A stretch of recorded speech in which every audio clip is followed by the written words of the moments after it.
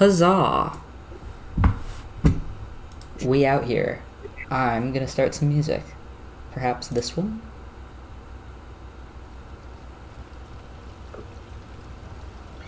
There we go. Perhaps. It's close enough. Okay.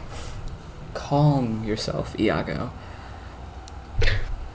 So, welcome back.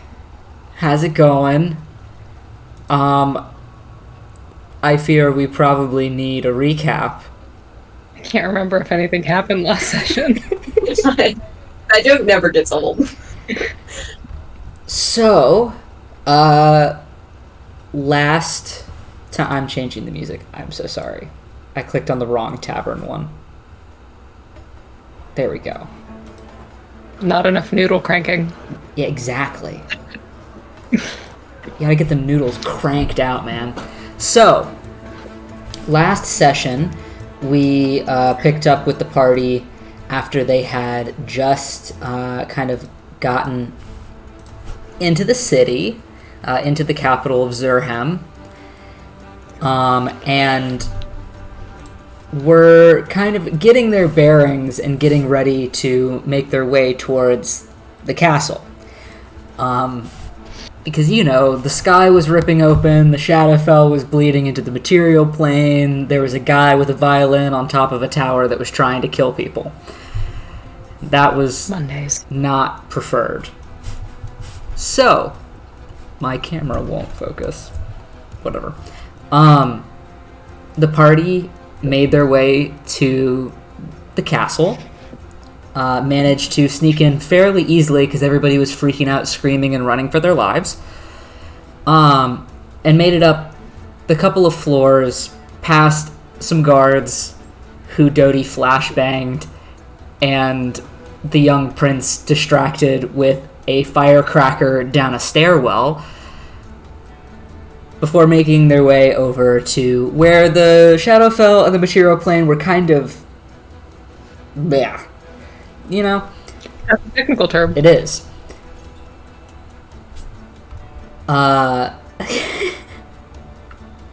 You guys halfway fought some shadow creatures, did a lot of parkour, got a couple visions from the past, which were not that great, before making your way up to the very top of the tower where Saphael was conducting an army via violin playing.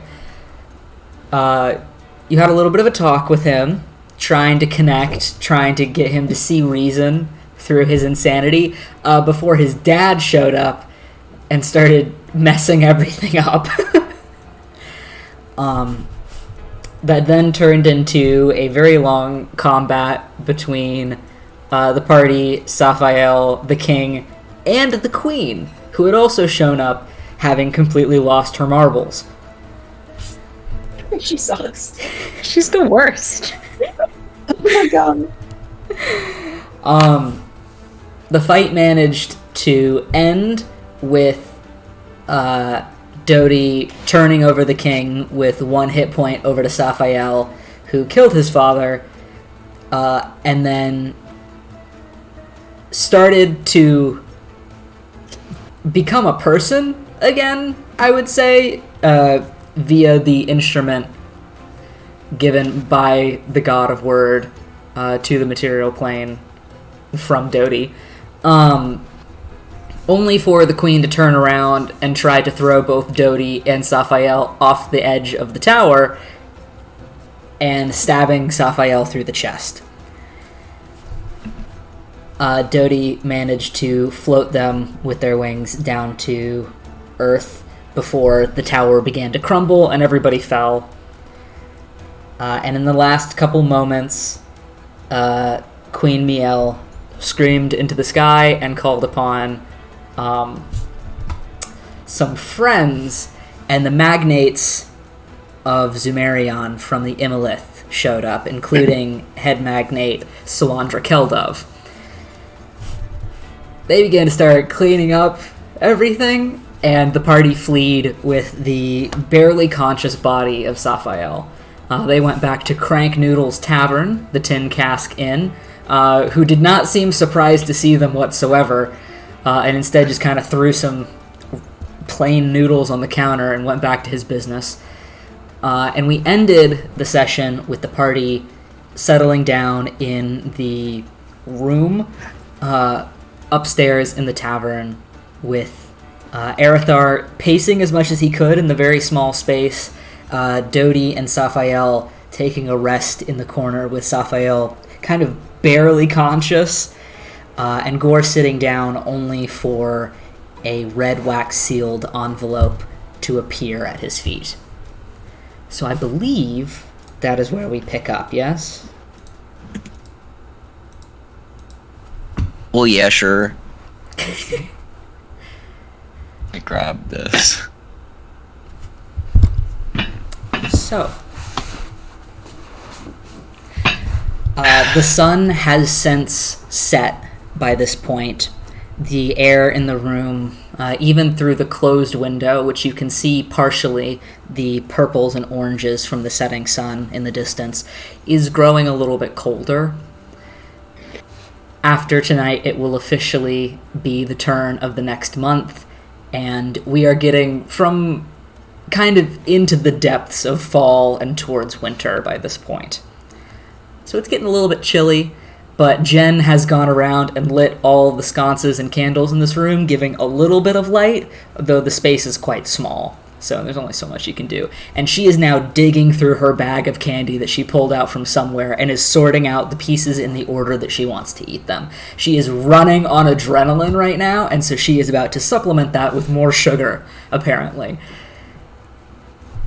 Saphael is all but nearly passed out on Dodi's shoulder and is slowly starting to regain a little bit of strength, but he's not looking good. Arithar, you are still standing by the door, and Gore, you have just seen this appear at your feet. So, Yeah. what's everyone doing? He's gonna reach for it. Immediately open it. You pick up the envelope for a moment, taking note of the red wax seal, and finding it quite familiar, the shape of the viper with the open mouth and the large fangs and the horns off the top of its head being pretty familiar at this point. You open the letter and see that it's actually a quite simple note. It's not very long, and the handwriting is actually quite plain. But I will send that to you so that you can read that on your own. No.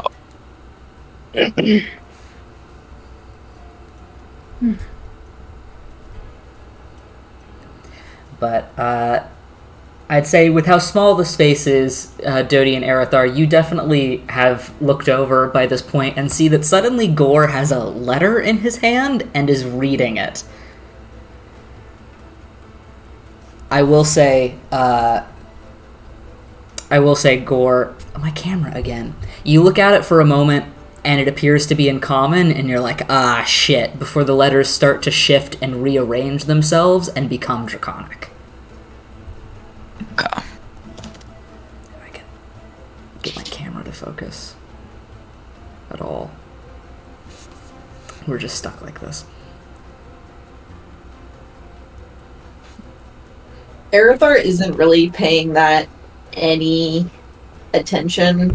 He's wringing his hands. He kind of started to pace. There's not really room to pace, so he's just kind of standing still at this point, and he's tapping his foot a little, mostly looking at the ground every now and then looking at Saphael, who's mostly obviously having a hard time, but still eyes kind of glancing over at him every now and then, but mostly down at the floor. He appears to be very anxious.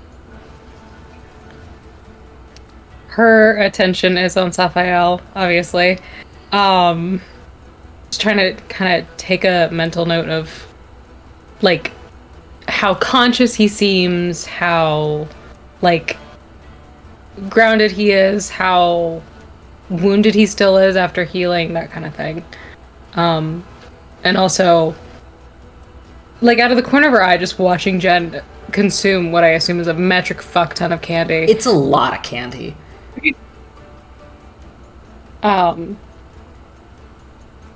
But after a while, she does look up at Arathar.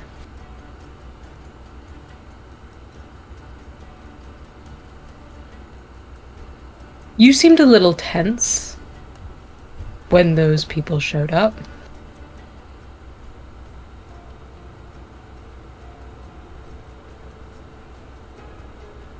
I understand that he is not in greatest of sorts, but the quicker that he wakes up and tells us what he knows about the Cabatron's location, the quicker we can get moving, and we need to get moving. Gore shoves the paper in his bag and stands up. Yeah, I'm with Arathar on this one. Okay. Even if he can just tell us where.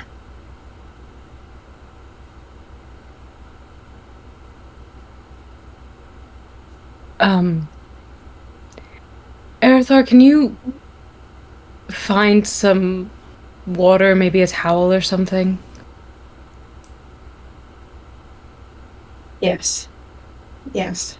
And he'll turn and walk downstairs, to see. He doesn't obviously stealth or anything. He's very quiet when he moves around, though. Mm-hmm.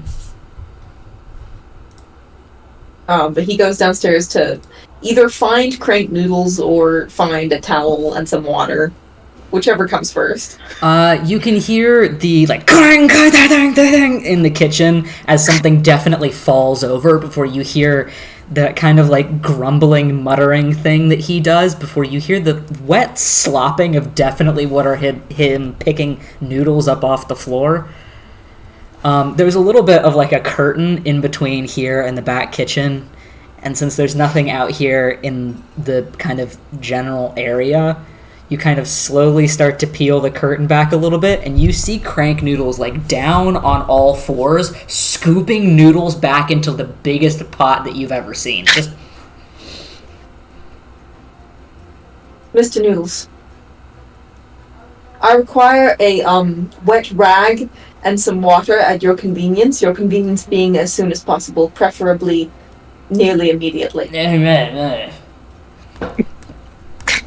and he just waves a clawed hand at you, and then over towards where there's a bucket of water and a pile of different, multicolored, not any of them the same colored rags.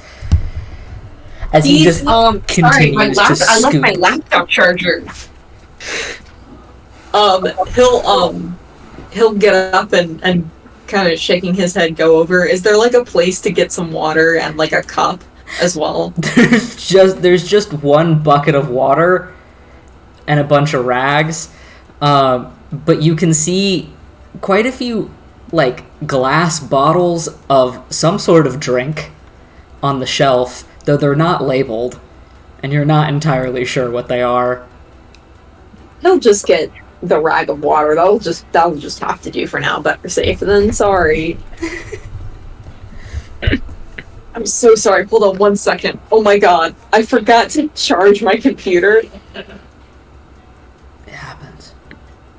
I'm at 20%. I was at 100 10 minutes ago. That's Discord, baby. Yeah. Yeah. Alright. Yes. Okay. Yes. Sorry, hold on.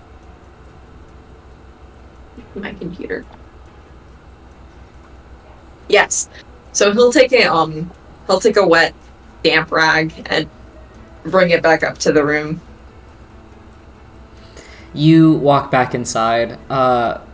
Since the talking has started, Saphael has stirred a little bit and now seems to be somewhat awake.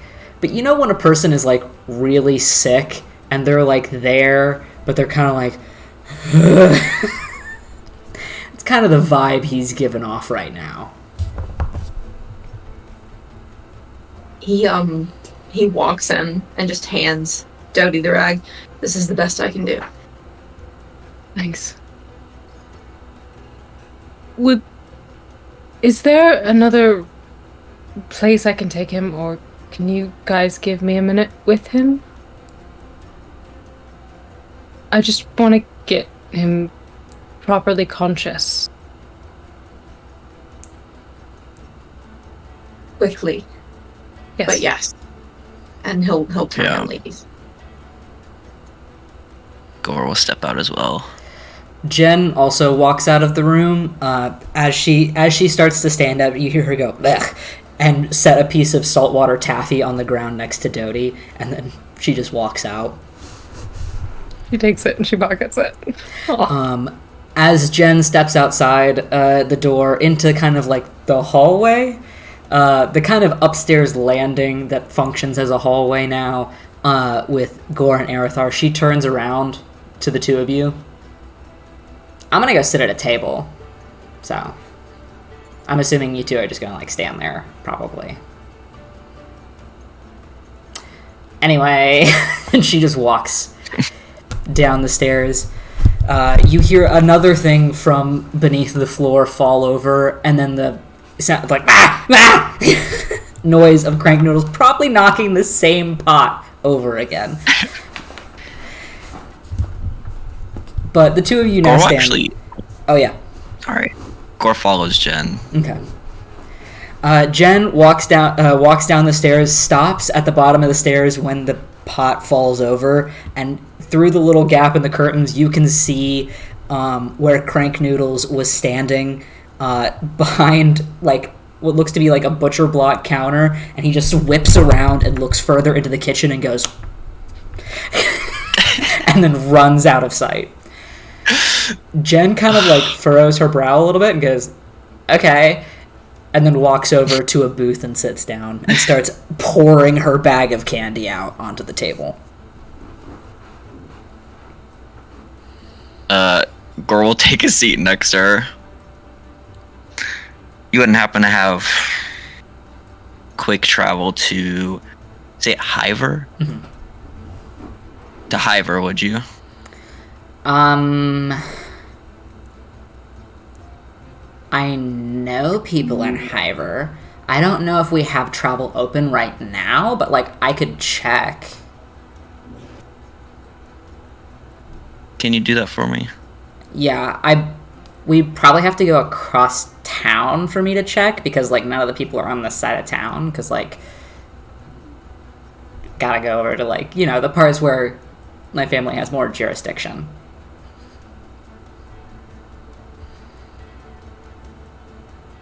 But I'm probably not gonna do that now, and she motions outside and there are like huge plumes of smoke in the sky. Yeah.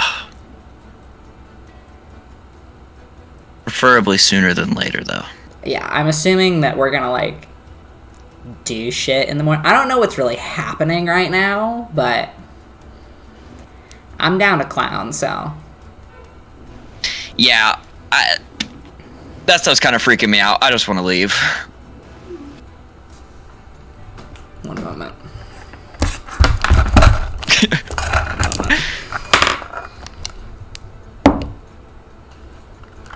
Where's your character sheet? Come on. Oh my god. Please load. Okay. She like narrows her eyes at you.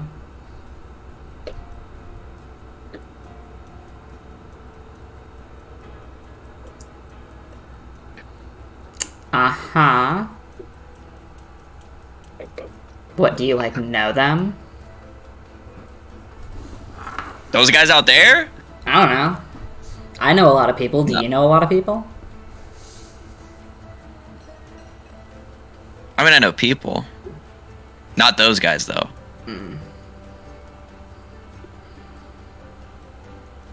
So it's totally just a big coincidence that big scary lady dressed in red and then envelope with the red thing on it, like just totally not connected whatsoever?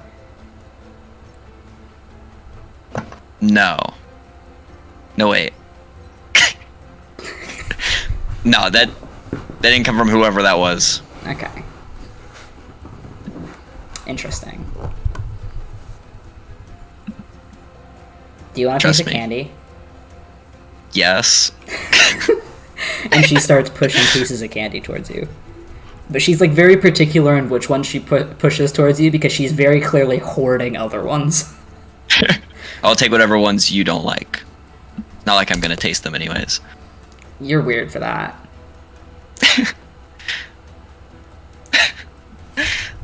Downs them slowly. Aerithar, are you just standing in the hallway upstairs? Yeah, I think he's just staying up there. I don't think he wants to be down in the open. I do think as the kind of minutes go by, his footsteps are loud. His like tapping of his foot gets louder. But that's about it. Alright. Well, while all of this is happening, Dodie, the door closes behind your party members, and you are left with Saphael, who is gaining consciousness. She takes the rag and starts to kind of wipe off the worst of the visible blood that's on him. Just trying to get his attention, if nothing else. You have scared the shit out of me today, and for the last 2 weeks. So if you could come back to me, that'd be really spiffing. After a couple seconds after you say that, you hear him like kind of try to chuckle and then kind of choke a little bit.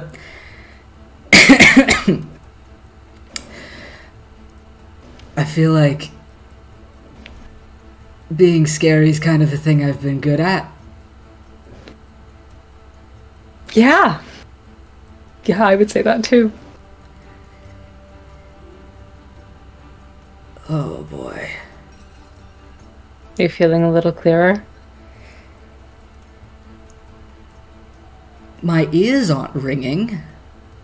How long were they ringing for? Probably about 15 years. Okay, so that's good. That's good. That's an improvement.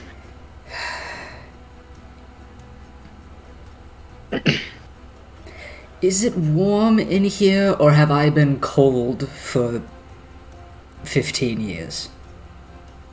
Both. Good to know. Although it's pretty chilly outside. But you've been in a parallel version of the castle for quite some time. I really don't know if you have any frame of reference for what a tabaxi looks like.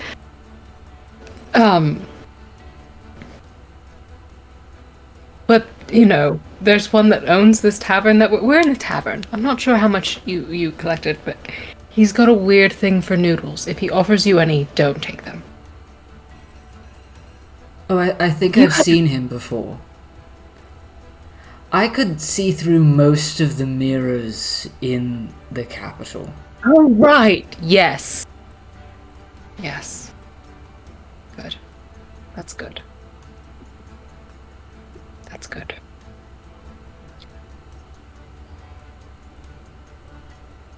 The amount of things that I could see or couldn't see kind of entirely depended on how much the surrounding area seemed to hate me at the moment. Shadowfell is a strange place. Elaborate on that. Well, like there's... He just kind of coughs into the... He takes the rag and coughs into the rag for a second and just coughs up a little bit of blood and then wipes his mouth. Sorry about that. Everybody wants to be this year's Little Miss Tuberculosis. Well, like, there's seasons here. Doesn't really count as seasons in the Shadowfell. It's more just, varying levels of terror.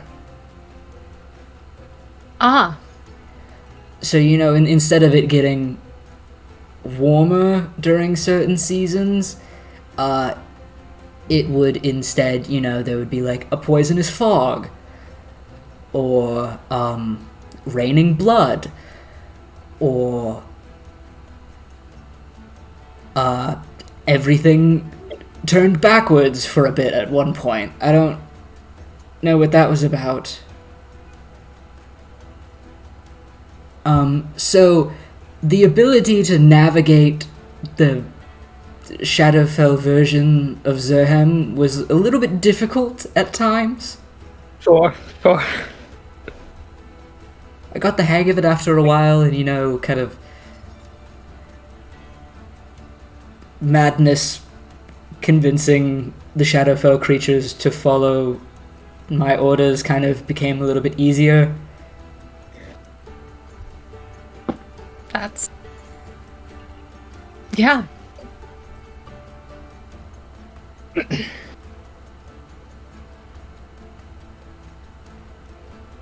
Oh, I probably need to eat food now, don't I? Yeah. Do you want to try something delicious? Yes. She takes the taffy out of her bag. Hands it to him. He takes it. It's sticky. It's candy. Oh, Do you remember candy? yes. Okay, well, this one's my favorite. So if you're anything like me, and you are, you should enjoy it. He eats the taffy slowly. And he has like this weird look on his face for a moment. And then he's like,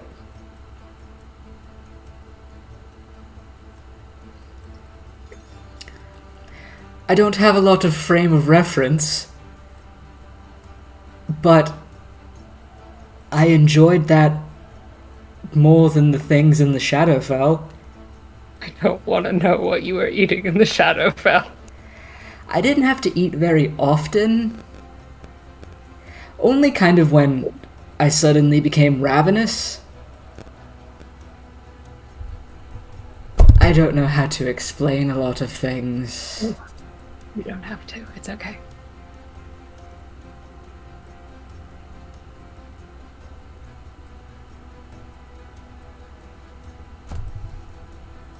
So I feel like we need to address the fact that you and I did just kill someone. Mm-hmm.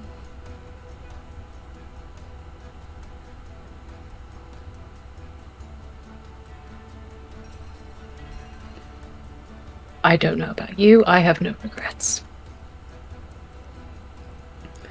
Things are very strange for me right now. Sure.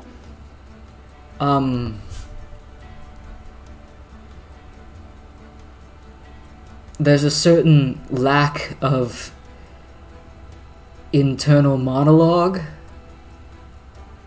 that has been plaguing me for a while. Mm-hmm. So I'm kind of starting to differentiate what was original thought and what was supplementary thought. Okay. What I'm thinking is that my father was a huge piece of shit and did terrible, terrible, terrible, terrible things. On the nose there. And the fact that some of the false memories are fading and the ones that are left are just as terrible as the false ones kind of makes me feel better.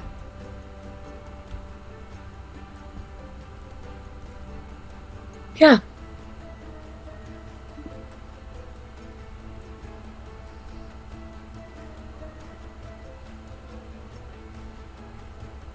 Does that window open? Do you want me to try? I have not, boffed in quite a while, She but gets up and she goes to I the feel window. like I might. You open the window and he goes over and just out the window.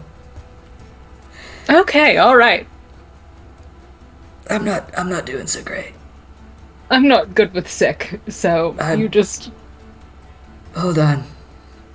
Yeah, I'm fine. I don't know what that was, but that wasn't vomit. I don't want to know. Here, sit down, sit on the bed. Okay. He sits on the mat that is functioning as a bed. Okay. Sorry, I'm having a very hard time. You're doing great. You're being absolute champion right now.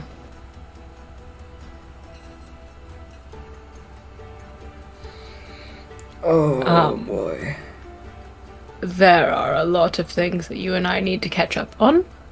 Yes, I would imagine so. But, for right now, I can hear Erithar trying to tap a hole in the floorboards with his foot. So I should probably let you know that they're going to be coming in here, and they're going to want to know what you know about the weird rock they're looking for. Do you remember the weird rock they're looking for? Possibly.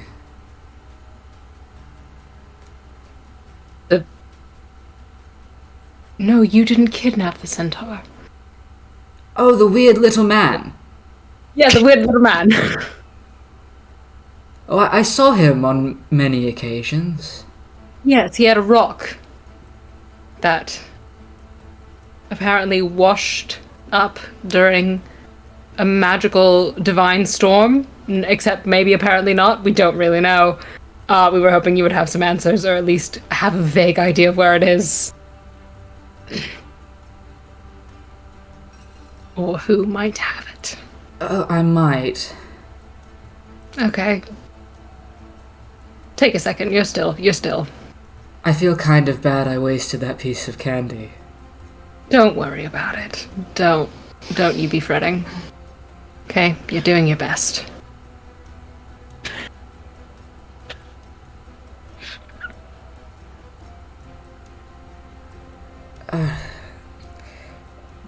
I saw the weird little man on several occasions.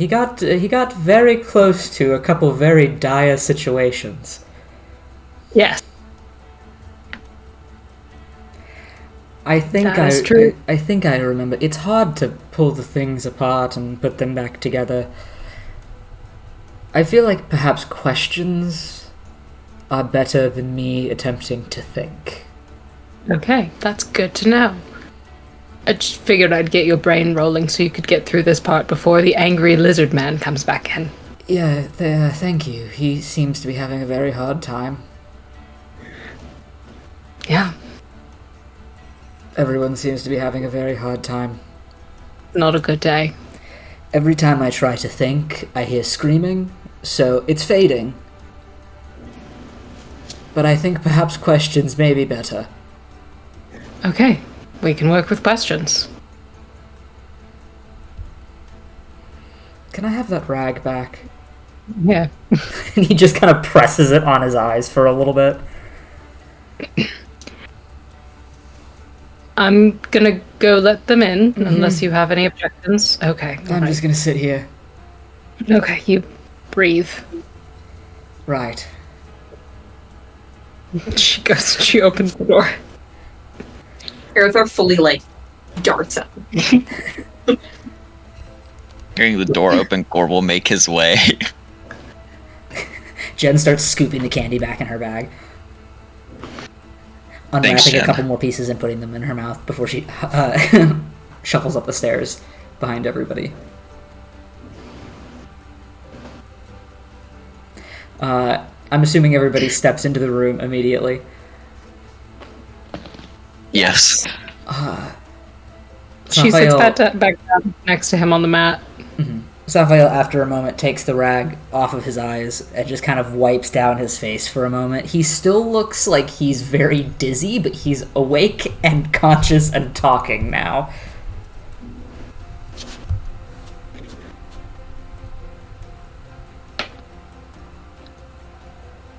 Questions are welcome and encouraged. Yes, I remember some things, and I understand that there are probably lots of bits of information needed. I'm assuming you don't have it. Have what?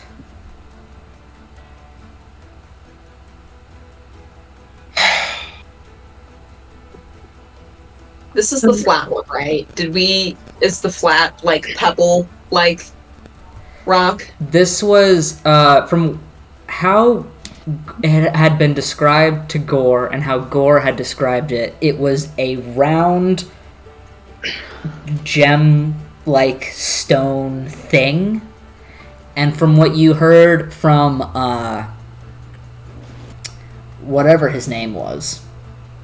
Merrick's? Yes, Merrick's. He described it as like a yay big size, like a baseball sized, round, kind of crystal, kind of metal, kind of stone thing. Okay. Arthur holds out the size. An object that is not quite a gem, not quite a rock. That is metallic, crystalline, granule-like. Small centaur, very small centaur man was in the Shadowfell, and he said it was taken from him. And before you pushed us out, we saw that it was exchanged between one person and another. Yes. He was a very strange little man. Yes. He had been poking around a lot of the city, and he was being chased for a little bit there by a couple people who seemed like they very much did not care at all about anything.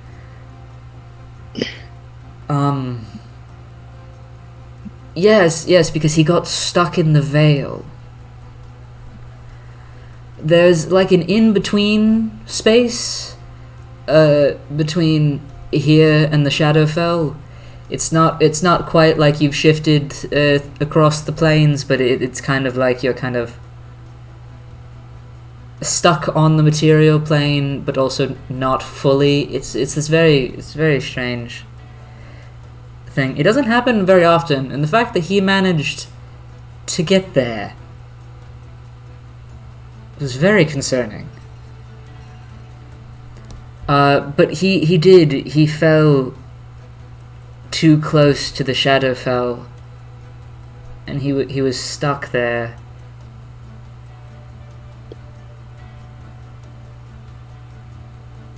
Did you help him out? Or did someone else help him out? I didn't. I, at the time, very much did not care about whether he was there or not, because, I mean, the second you fall into the Shadowfell, you're probably dead anyway. No, but he did get out.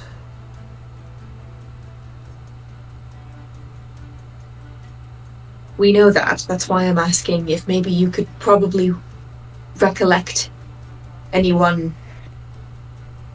who would have helped him.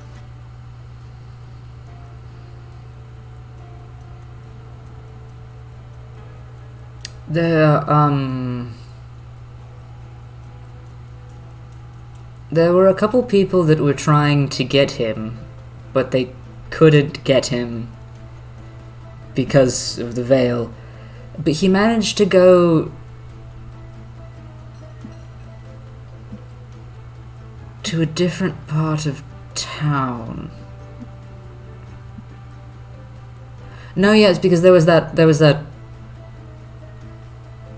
person? I think... Yes. Oh boy. What do you mean by that? What did they look like? That's the part that I'm a little fuzzy on. There was a person across town who knew something about one of the mirrors over there because the veil was very thin near that mirror. I used that mirror to look through a lot of times, and they managed to break it, and he got out.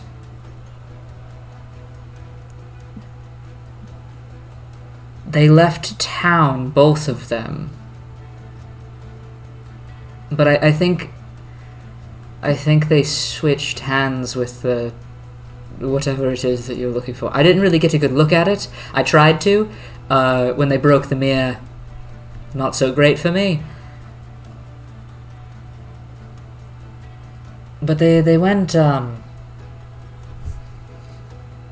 They took the road north.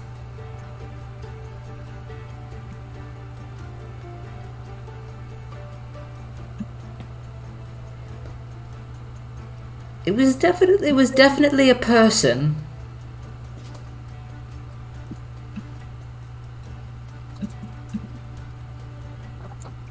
But whoever that person is has it in their possession now. You're fairly certain. Yes, because I think they took the small man with them.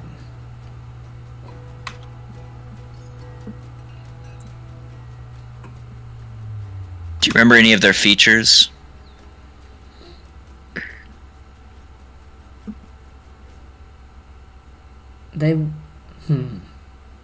Oh, they weren't human. I believe they had fur of some sort.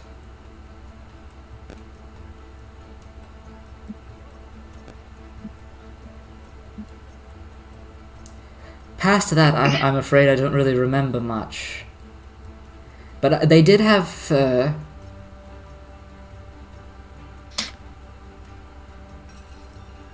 Is Menmore the name of a town? I don't know. Trenmore? That sounds close.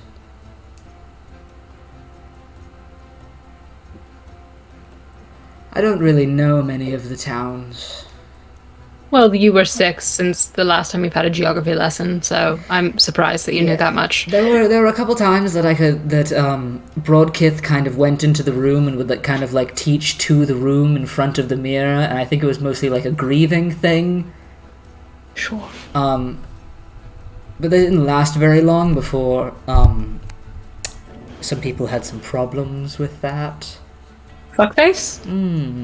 More like Mrs. Fuckface. Understood. I have another question. Yeah. The nature of their relationship, Merrick's and this unnamed person, that you can recall, did it seem hostile, or did it seem like they were working together? Did it just seem like a simple exchange? No, it seemed like Merrick's at first was begging for mercy and then was very happy for help. Because suddenly a mirror was shattering and you fall out on the material plane and you're like, I'm freaking out for a moment. And then you realize that the person isn't going to kill you, I'm assuming, and is very happy.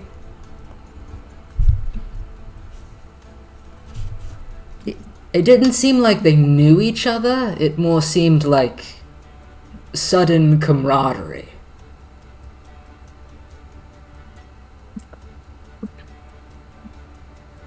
Gore is... Where? You said Swimmore is north? Yeah, they took the road north, so I'm assuming it's north.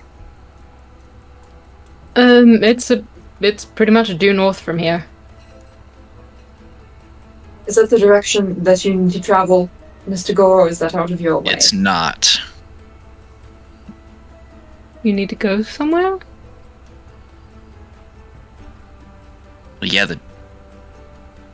well, I'm bringing it.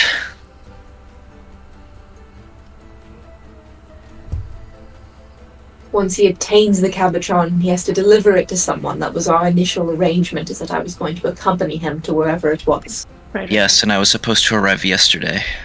Oh. So I would like to get this done as fast as possible.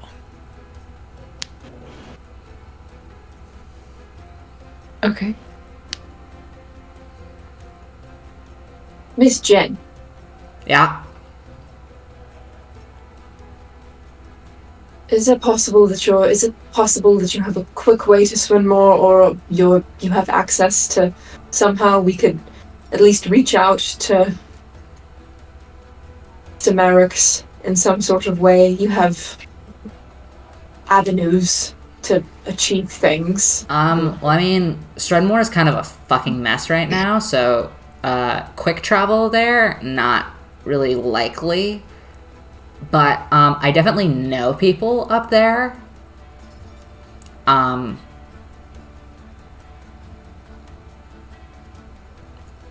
don't know. It's like, I mean, it's been really weird up there recently, apparently. I've heard, like, a lot of stuff about it, and it's, like, real messy, or whatever.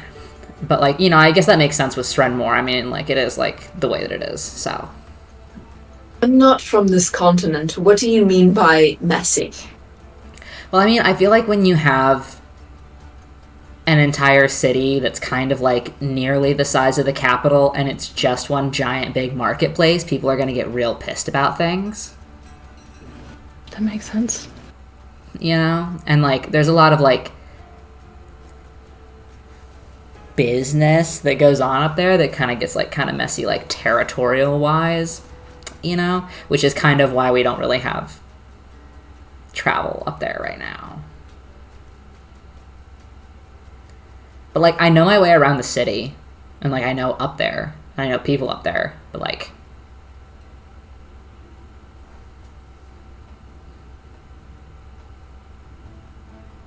All right. I think more of a priority before leaving for Swinmore is contacting Mr. Merrick's in some way to at least get a good idea of his location, the Cabotron's location preferably, but I don't have anything that would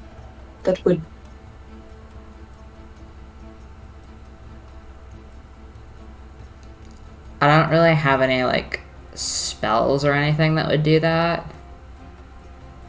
But, like... I don't know, like, somebody might have, like, something you could buy or some shit. I don't know.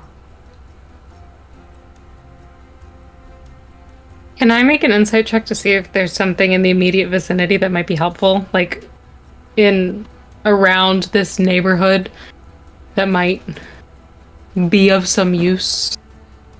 Either someone who we could buy something from or borrow something from. Make either a history check or I'll say insight check. 15. 15. Over the last couple of years, the market for magical items has been dwindling down since things in the city have gotten a little bit more strict, and the I guess the connotation around wizardry has gotten less good. But you do know that there are a couple sides of town that do still have markets and shops and things like that that would probably be the best bet within the city. You've never kind of really been over there, it's never really been your business, but you do know they exist.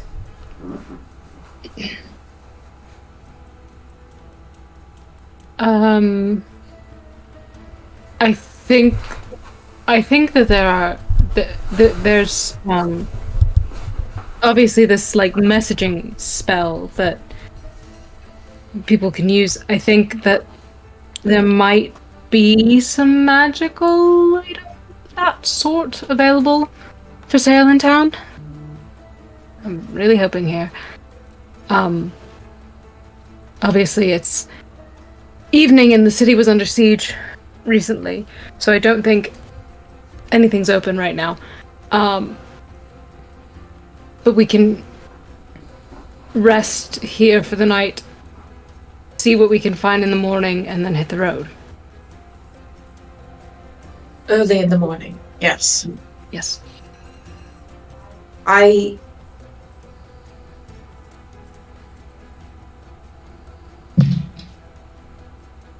Yes, I don't want to get too ahead of myself because we don't know the status of Mr. Merrick's yet, but Mr. Gore wasn't aware that you had an appointment. I know that can be very pressing, so in whatever direction we need to head in the morning to make it as convenient as possible, that's, of course,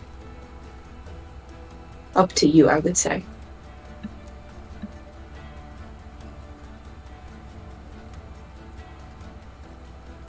Let me sit on it. Right.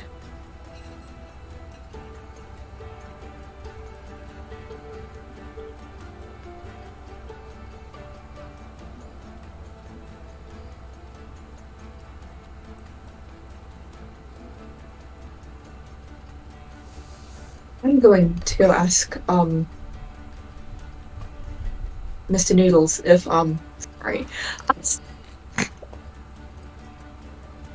he can perhaps make space for some of you, especially in Miss Jen, and he kind of nods at Sapphire and turns and goes downstairs to talk to the cat. Mm-hmm. Sapphire at this point kind of leans back against the wall a little bit and is kind of just like, just trying to catch his breath a little bit.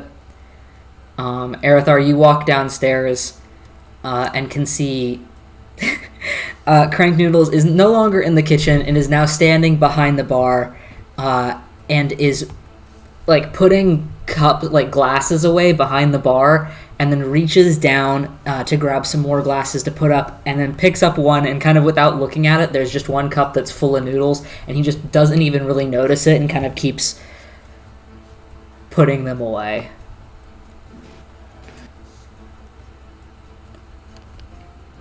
The guests are all staying over.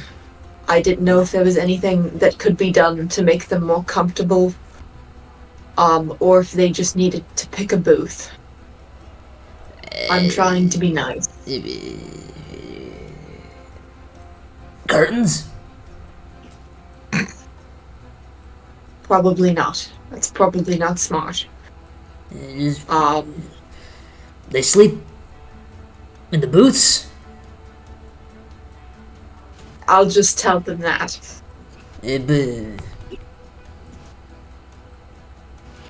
Thank you. And he turns and just walks out and goes back upstairs. Just kind of pokes his head in. Just take one of the booths. One of you can have the bed. It's fine. It's barely a bed. Whatever. I'm going across the street, and he gets up and walks out the door.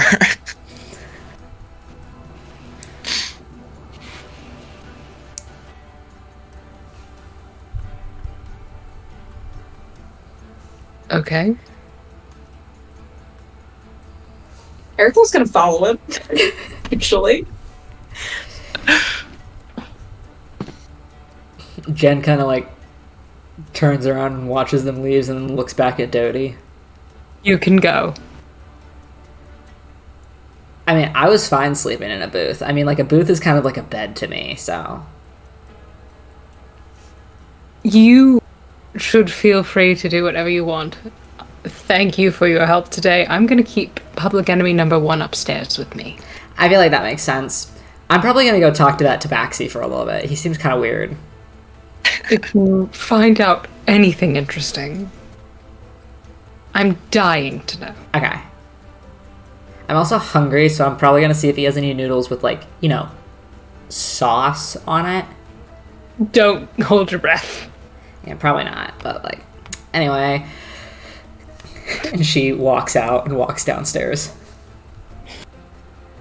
Gore, you start to walk across the street, yes?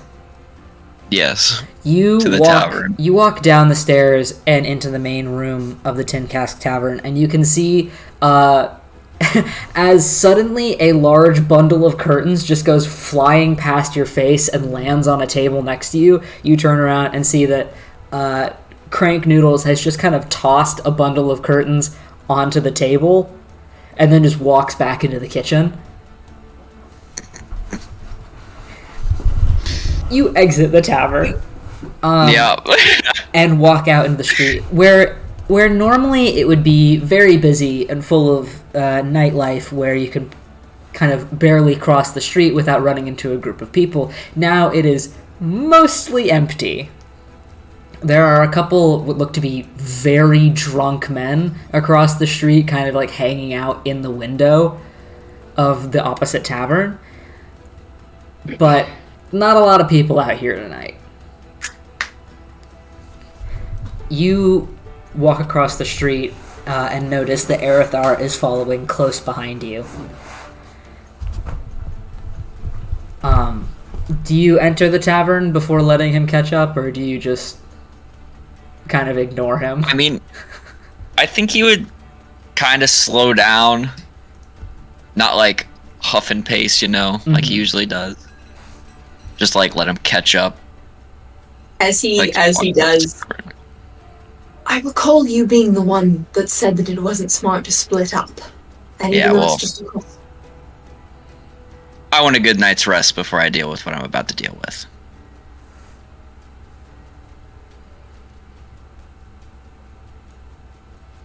might I ask, now that No. what town? Like, what is the name of the town? What town? The town that you need to go to. Need to go to Hiver. I assume, yeah, he probably at least knows the name. Directly east. He maybe would have heard of it. It's not a very big town. He would probably only know it because it's a port town, and he's probably heard the name before. Okay. That's a small port town. Are you leaving? Like, are you leaving the continent right afterwards?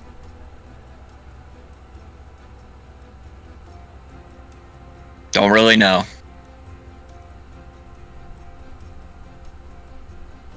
That's fair enough.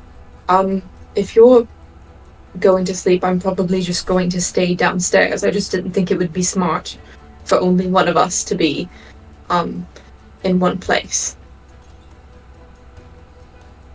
I can take care of myself. I did not say that you couldn't, but fine. He just kind of steps aside and just kind of motions Gore in.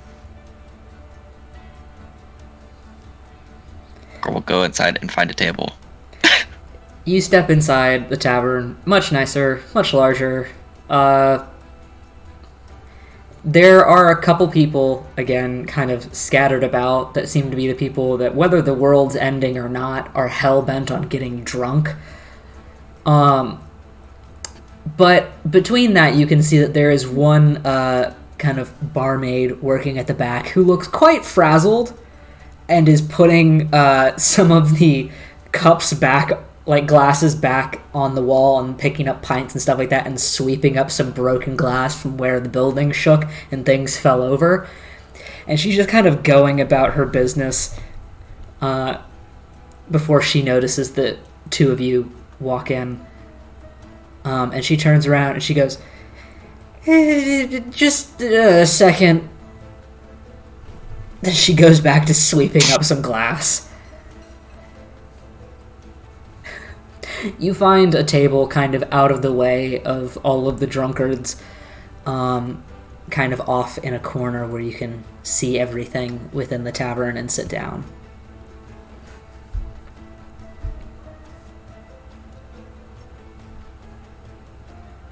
Arathor will sit across from him, wherever he is. Mhm. I think. Oh, sorry. Gore just gestures. It's Like food.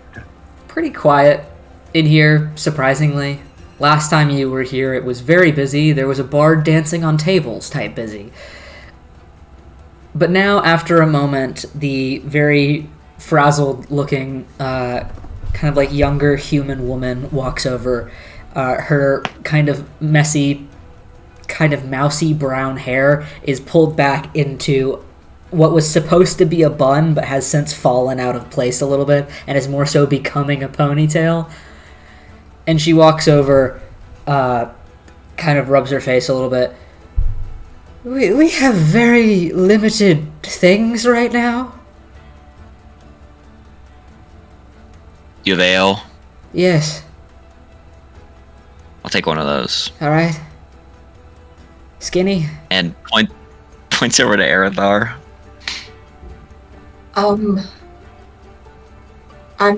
Do you have wine by any chance?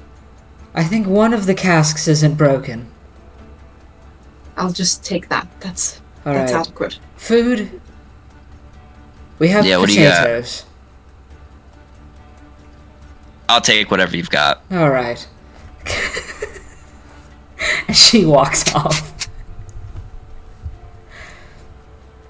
And you two are left alone, kind of just staring at each other while a dude fully passes out on the table a couple aisles from you.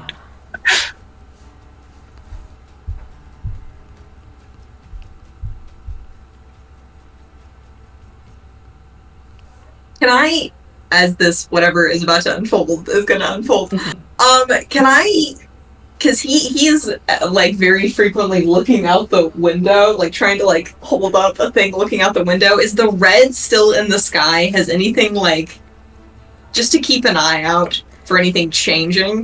Make a perception check. That's not a good idea. Natural 20. You can see everything. The molecules of the leather on the seat. No. You have a pretty good view out the window. And this street that these two taverns sit on is actually pretty central to the city, and you can see pretty far up the hill towards the castle. You can't see the castle exactly, but you can see the direction. The sky has become much more normal as it has become night. The storm clouds have gone.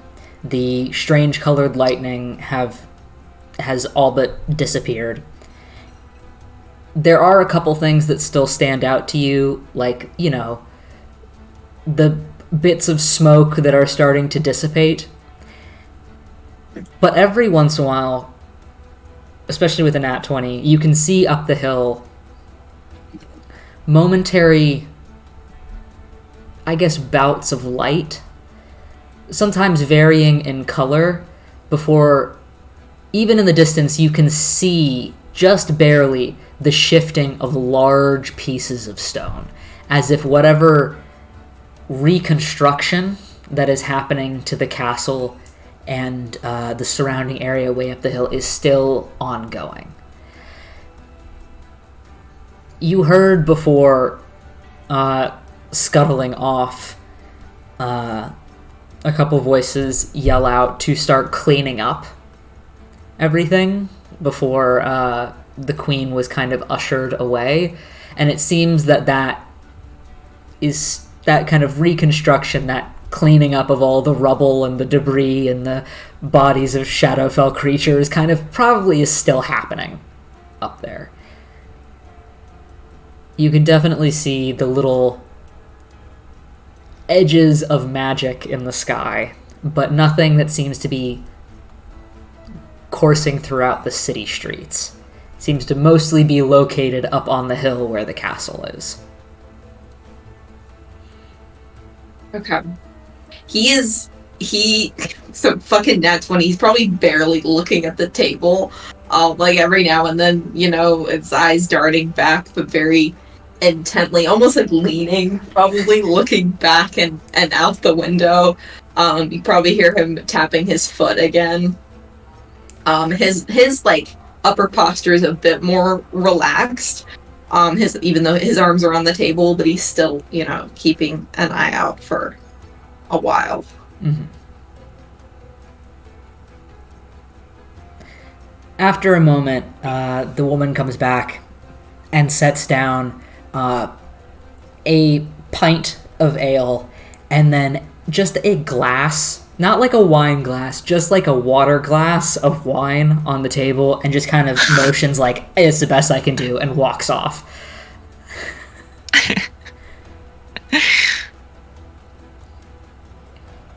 He picks it up and has like a small sip of it. I assume it's awful. It's actually surprisingly not terrible. It's not great, but it's not bad. Just kind of shrugs and sips on it as he continues to look, now a bit more distracted by it, but... Gore immediately downs the entire ale. Yeah. Just throws it back and slams it back on the table.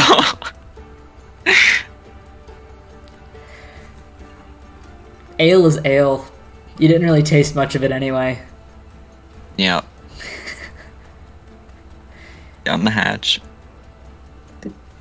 One day we'll get him to slowly chew something.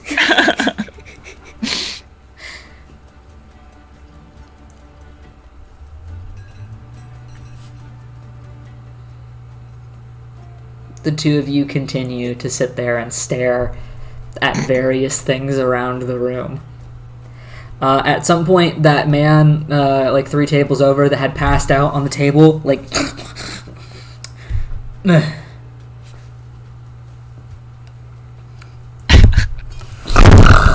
just passes right back out.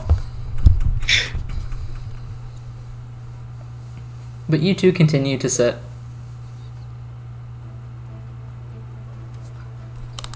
I think eventually he kind of like, not quite slams, but places the glass quite firmly on the table. I asked if you were leaving the continent, because at the same time, it is my advice that you leave the continent. And that I would prefer to leave the continent wherever we're going. Why is that? Oh. You don't know much about... I'm gonna assume, maybe not, that you don't know much about Sumerion and the Emelith. Ugh. That's a fair... I agree.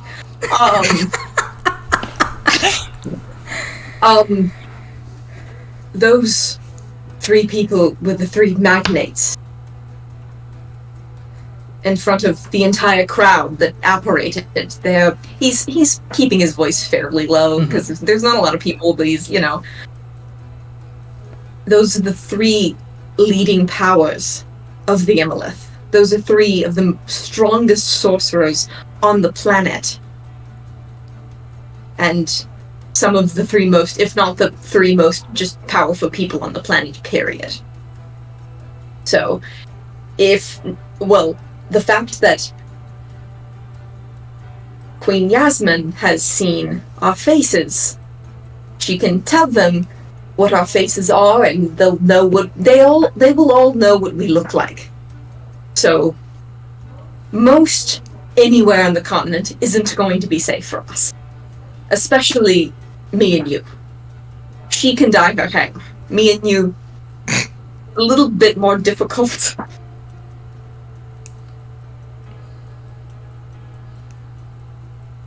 I strongly advise that, because it's not anybody's fault except for Queen Yasmin's that they appeared out of nowhere. Well, not out of nowhere. She summoned them because apparently you can just summon them.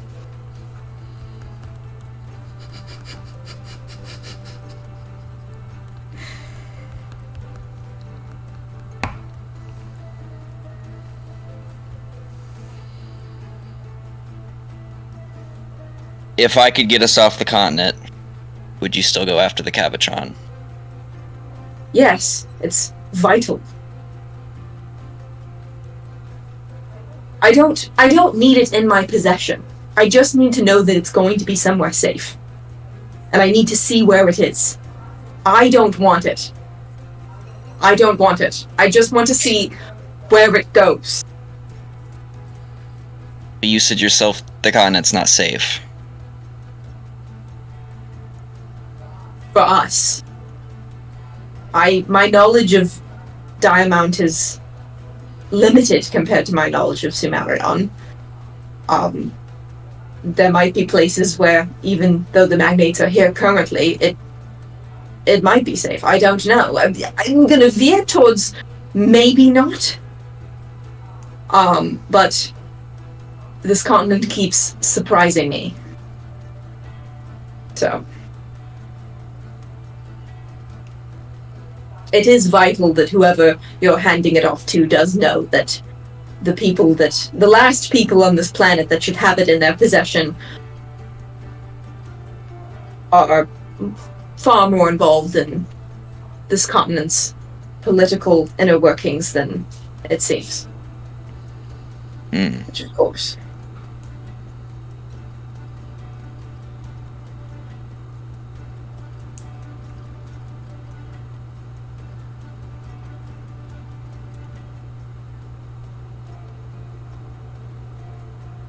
You know I'm gonna be in a lot of trouble if I keep helping you find this fucking rock.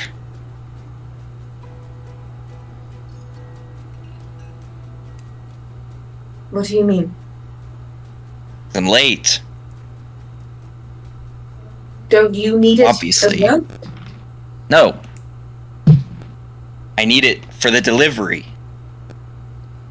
That's what I've been saying this whole time. I don't understand. I thought that you needed to get it.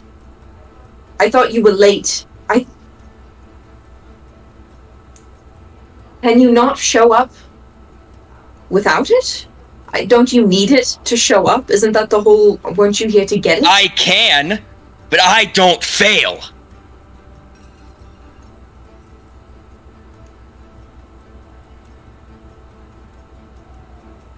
That's what I'm struggling with right now. I'm in shit whether I go after this fucking thing or I go back. So why not just bite the fucking bullet and come back with it? Not bite the bullet. Bite the bolt. Bite the bullet.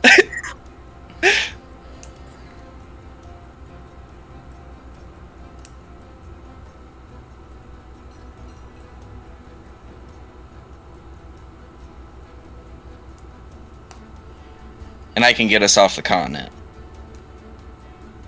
You're not gonna like it, but I can get us.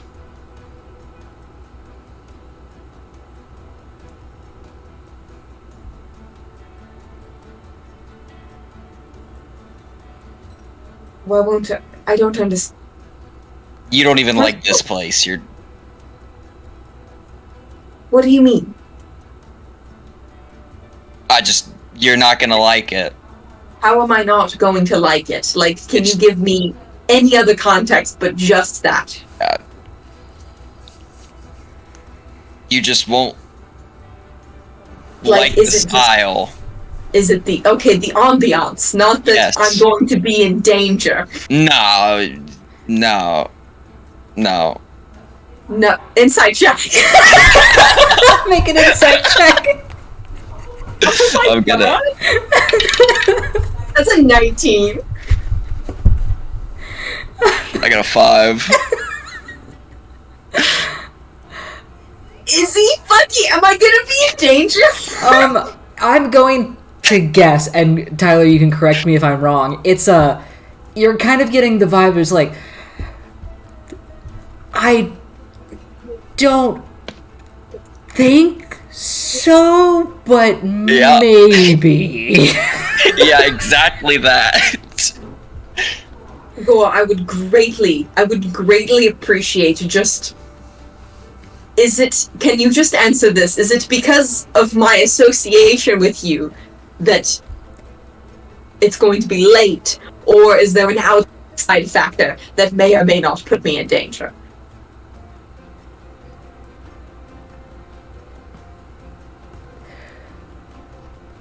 Both? Both? Is it both? Yes. All right. That's The less you know, the better. I don't believe you. I don't. But you know, you're the one that's taking me there. You know where you're going. I am deeply sorry that you've been caught up in all of this. I didn't know that. I didn't know that it was a time-sensitive manner for you. Matter, not manner. Yeah, well, I thought the fucking guy was gonna have it, so...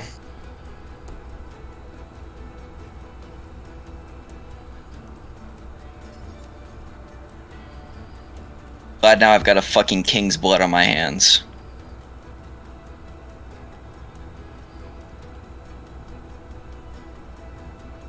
Well, you were the one that killed him, to be fair. Also, he wasn't a very nice king. Doesn't matter. Like you said, they've seen our faces. You think the King Killers is not gonna make its rounds around the fucking continent? That's why I would like to leave the continent. Well, that's a less important reason, but it is one of the reasons.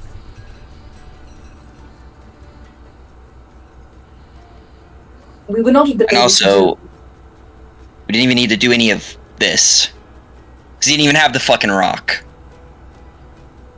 So, waste of fucking time.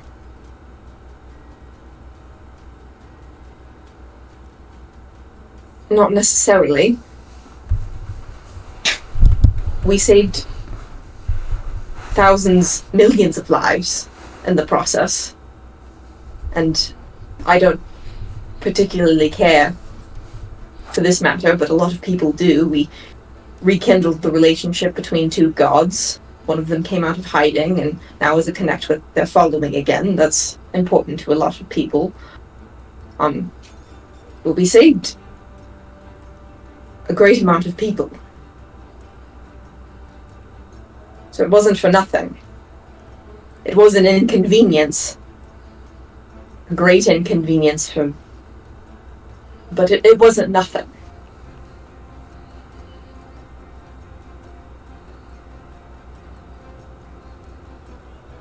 Yeah, whatever.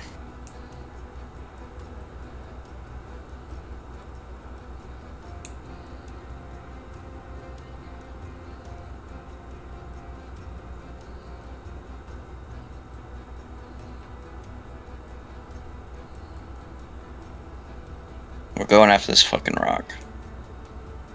In the morning. Ow.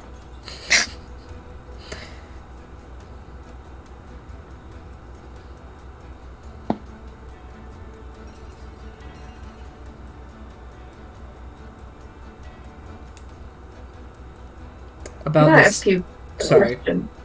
about Oh, this go ahead. time, the frazzled woman walks back over, drops down 2 plates, and then just immediately walks off as some guy spills his drink on his table, and she just...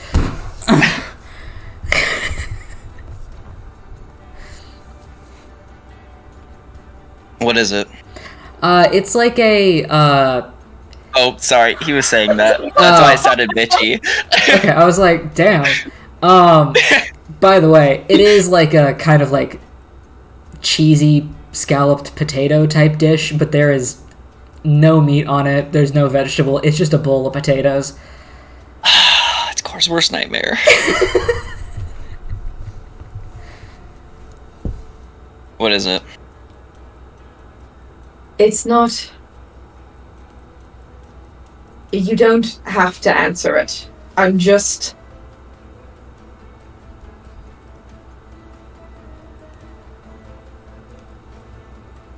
With the Emolith, is your opinion of them just by things you've heard, or is there anything that you've, I don't know, not done, but you know, is there I've any never connection? I've never interacted with them. Only stories.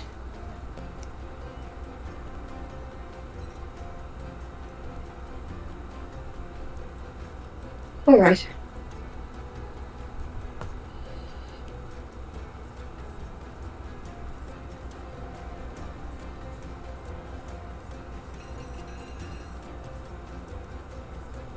That's all. I just. Actually, insight check. Actually, sorry. Make an insight check. Yeah.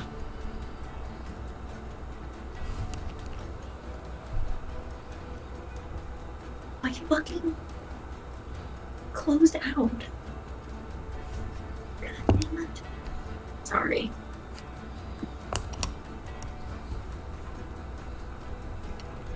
Google Chrome hates my guts. It happens. It happens. Yeah.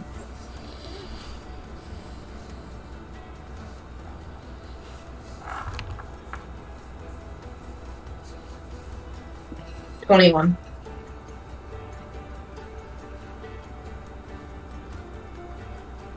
Seems to be the case. Okay.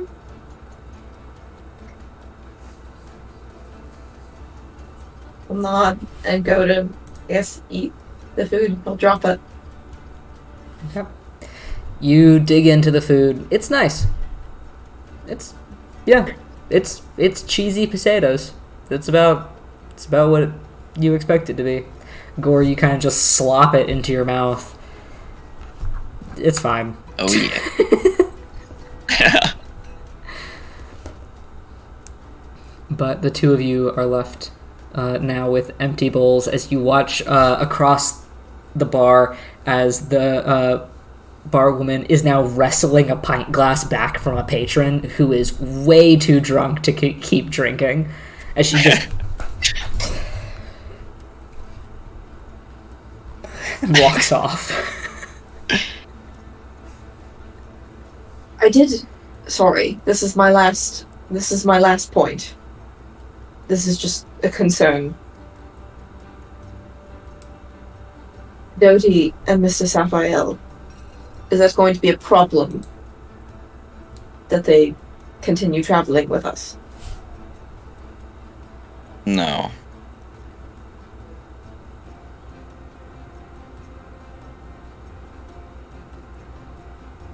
Okay.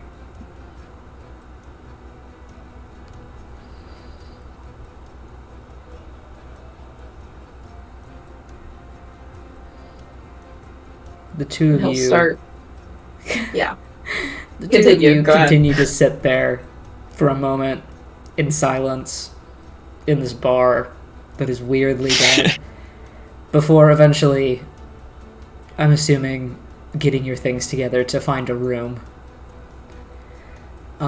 While that happens, I'm going to jump back over to Doty. During all of this, Doty, you watched Gore leave and Erithar then kind of like look around and then follow after before Jen eventually made her way downstairs to talk to Crank Noodles.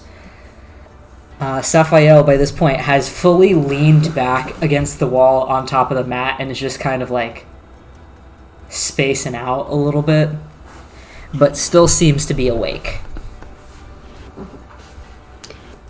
Have you slept in the last 15 years, or is that a new thing too? Slept, yes. Rested? Slept well, no. If it helps, neither have I. That does make me feel slightly better. Yeah.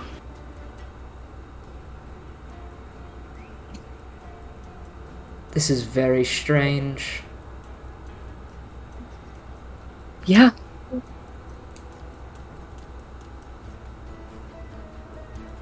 I don't know. There is a very real part of me that's afraid that I'm going to wake up and this will have all just been a vision.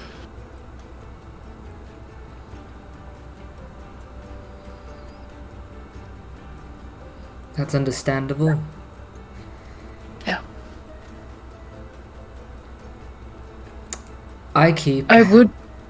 having this moment of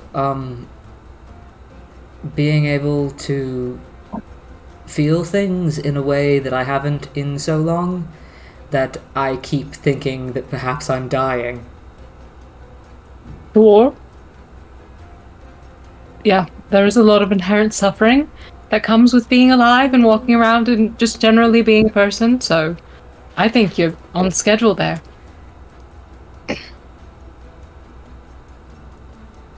It's very, I really don't know how to describe it. I'm having a hard time believing everything right now. Yeah. And I apologize that I have not been more helpful. But,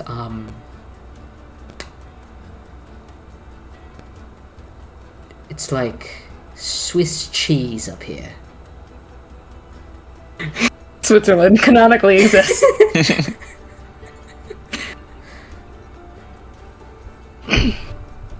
I am optimistic that in the morning you'll have more of your faculties about you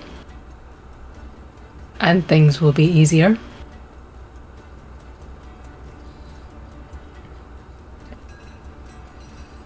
I'm also optimistic that once we get a real meal into you, that'll help too. Most likely. I would assume.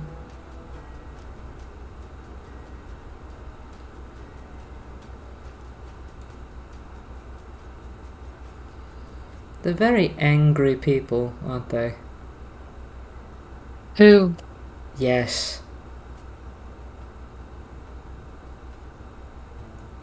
People in general, or? I'd say the people that we seem to be in contact with. So... Gore has a bit of a temper. Arathar can be a bitch. I'm really sorry that you ended up with that set of parents. Because as pissed off as I am at mine right now, holy shit. Yeah, you know, just from the outside, not really knowing their true intentions on anything, you would think that maybe a passing thought might go through your brain when you start looking for a shard of the Shadowfell, like, hey, this might get a bit weird. Apparently that never happened. You know, that would imply that he had half a brain cell when he was alive, so... That's true. It seemed that the only time he could possibly think was when he was incurring his wrath upon the continent. I do have a question. Yes. And she gets up and she closes the door. Yeah. And sits back down. I hope you know how physically painful this is for me to ask you. Oh, yes. How much did you see?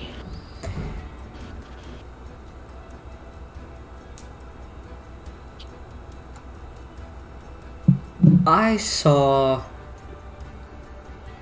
what I could see from the angle of the mirror in your office the few times that I happened to pass by. Mm-hmm.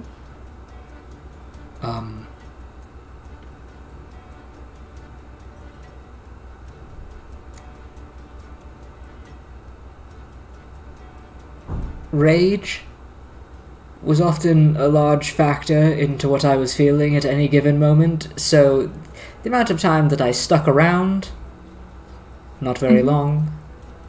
I appreciate that. I really do. I mostly went on to go smash things that were then immediately back in their place when I turned away. Which was very frustrating, if I'm honest. You know, the idea that you can tear apart a painting and then close your eyes and open them back up and the painting is fine, not a great feeling. Piss me off. It's not great. So I don't need to jump out the window, is what you're saying. Probably only as much as I need to jump out the window. Okay, good. Okay. So you must think I'm a complete idiot. Totally fine. Why did you not... Listen, I'm glad that things have worked out the way that they have. Really, I am. But I'm not 100% convinced that if you hadn't explained to me that it was him, that I would not have joined you in your legions of the damned. Yes, that makes sense. I'm laughing, she's not. You know, the whole warped voice in my head telling me that you were betraying me kind of did a number. And also I wanted him to implicate himself because I wanted him to suffer as much, and watching his little puppet show creation fall apart in front of him was probably going to be pretty damning on his self-esteem. You know, Trace, I know that he was not correct in calling me nothing. He sure got pretty handsy for nothing. Yeah, he tends to think, I think, everything is thought everything was nothing. Yeah. Yeah. I don't really have a lot of context when it comes to other kings, so I don't know if it kind of comes with the territory. Only one I've ever known. But, the whole thinking you're God type thing. Trying to trick the gods into doing what you say. Which was his whole thing with you, by the way, is he didn't really know exactly what your deal was. I don't. But he was because, you know, she wanted to... Oh, by the way, I'm remembering things. Sure. She fully sits cross-legged on the mat. From the bits and pieces that I'm piecing together in my brain like a weird fucked up jigsaw puzzle, it seems that she wanted... Because, you know, political intrigue, things are falling apart on the planet, but we're not going to talk about any of it. We're destroying our allies in the north, but shh, no we're not. There's just a whole thing, we have to be the strongest kingdom, yada yada. And she thought that the best way to do that would be to pair up with the Imolith, and I think at one point he said that he would rather slit his own wrists than pair up with the Imolith. Which she had. It would have been easier.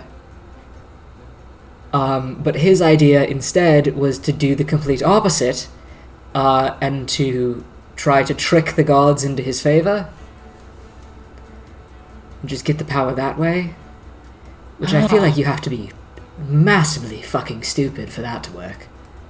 Well, you either have to be stupid enough to think it will work, or smarter than the gods, which most people aren't. I really doubt that many people are. So he thought that he could trick Oliel through me? That's funny, because that would imply that she gives half a damn about what I think. Yeah, he had some big lofty ideas that didn't really make a lot of sense. I'm hoping she'll be less cryptic now that you're out and about. I assume that would be easier. Oh, massively.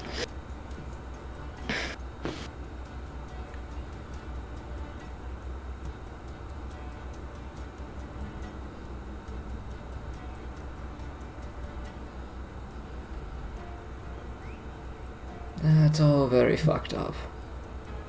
Deeply. I'm assuming from the state of your companions that something needs to happen or be done or something. Yes, they need to find the rock. They seemed very interested in it. Yeah, Gore won't tell us what the fuck he wants with it. And all I know from Arathar is that he doesn't want the Imolith to have it.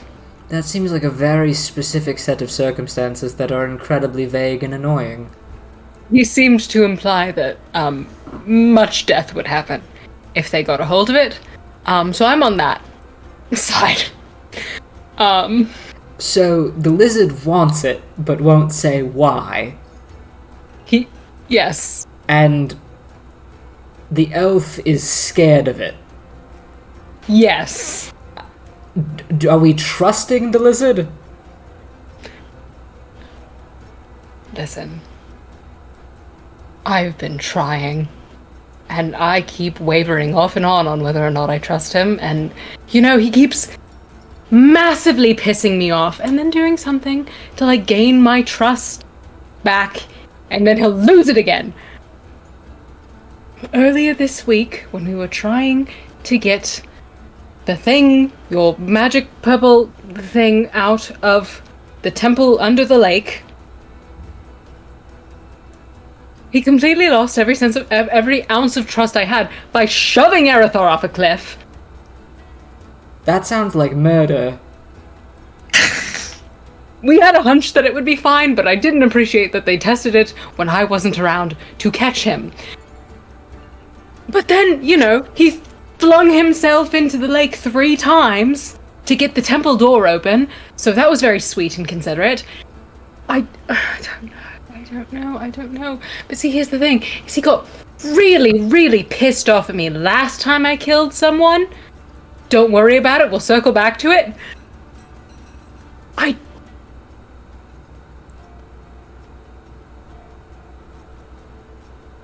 Something tells me he's not going to be super happy with what we just did. So I don't know if he trusts me. I don't know if I trust him. But I trust Aerithar. I trust Aerithar as far as I can throw him. And you've seen him. I could throw him pretty far. So...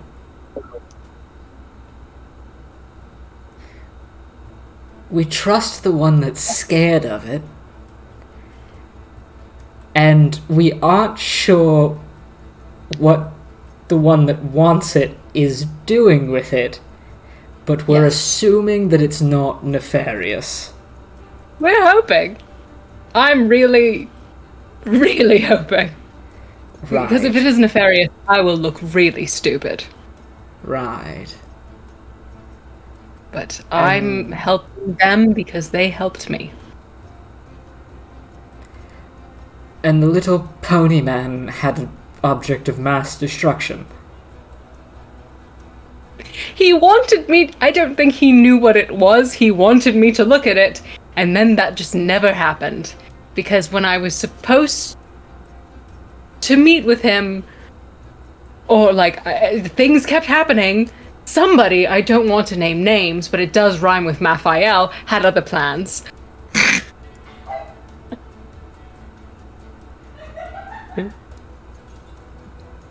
By the way, not my favorite birthday. Yeah, I had some pretty shit ones. I assume Fine. that probably was at the top of your list. I'd say my least favorite was getting shoved into the Shadowfell.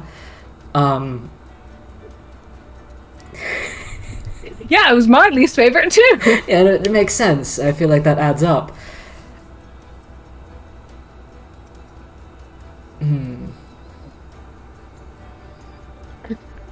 Right. So the little pony man did not seem scared for his life when he handed it off. No, I feel like there was some sort of conversation that happened, but I don't quite remember it. Well, you've had quite a week. My head hurts a lot. I'm really, really hoping that a good night's sleep is on the menu for you. That would be appreciated. We've got to get up and go. And I don't know what we're gonna do with you, because you're pretty recognizable. Yes. Not that the rest of us aren't.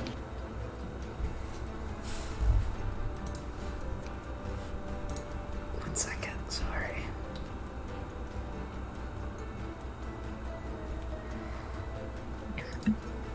I have something that I can do twice that only lasts an hour each time. Okay. But that will make me look nothing like I look now. Perfect. But like I said, it I'm only all good. lasts an hour each time.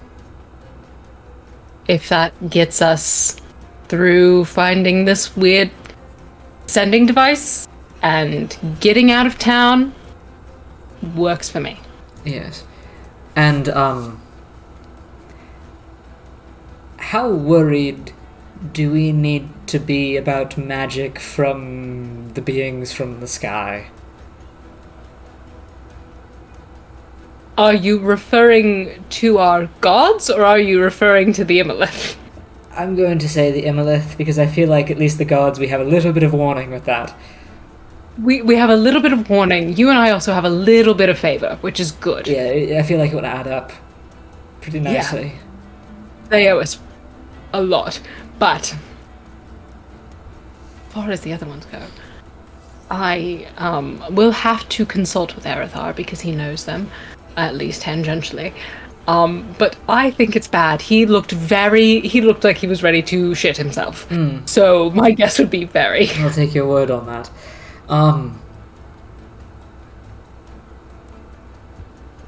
Cause like, I don't mean to sound creepy, You have already passed that. but like, I could look in on you guys depending on the situation, and so I assume other things. How much time have you spent in my apartment?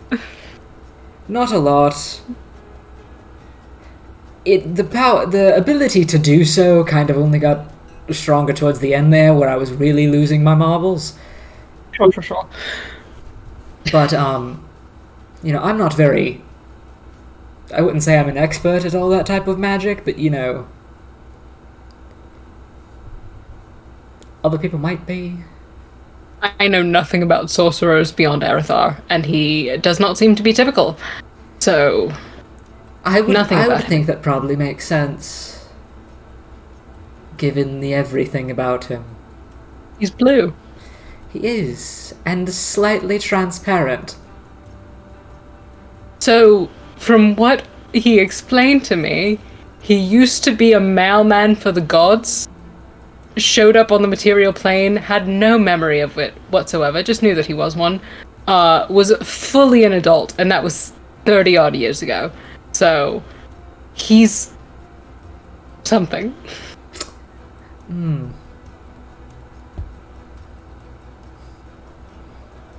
I suppose that would do it.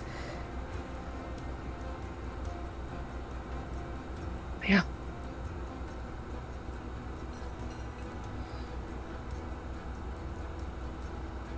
This is all very complicated. You have walked into quite a mess, my friend. And I do apologize for that, except no, I don't, because half of it is, like, totally your fault. Yeah, this is very fair. Maybe next time Gia won't put all his trust in a 6-year-old, and then throw a temper tantrum when it doesn't work. You know, it would be nice if there was like a little bit of like a support system for, like, you know, if your champion kind of gets shoved off the plane, like, what do you do in that situation? Is there like a fallback plan? Apparently not. Apparently it's become incredibly depressed. You sulk for 15 years, and your twin has to send visions of nightmare to a 12-year-old. Yes, apparently so. Also, like, was there like an intake system? Was there like a vetting process for the couples that got this opportunity? I feel There like should've this all been. could have been There avoided should've very been. easily if he would have just given me to a different set of parents. It would have been nice. But you know, I don't make those decisions. No. I'm really sorry I ended up with the nice, boring clerics. I part of me feels like, you know, what more can you really expect from a bard? Then drop you in the lap of the king and queen? Yeah, I feel like, you know, extravagance. Ah, yes. What a tool.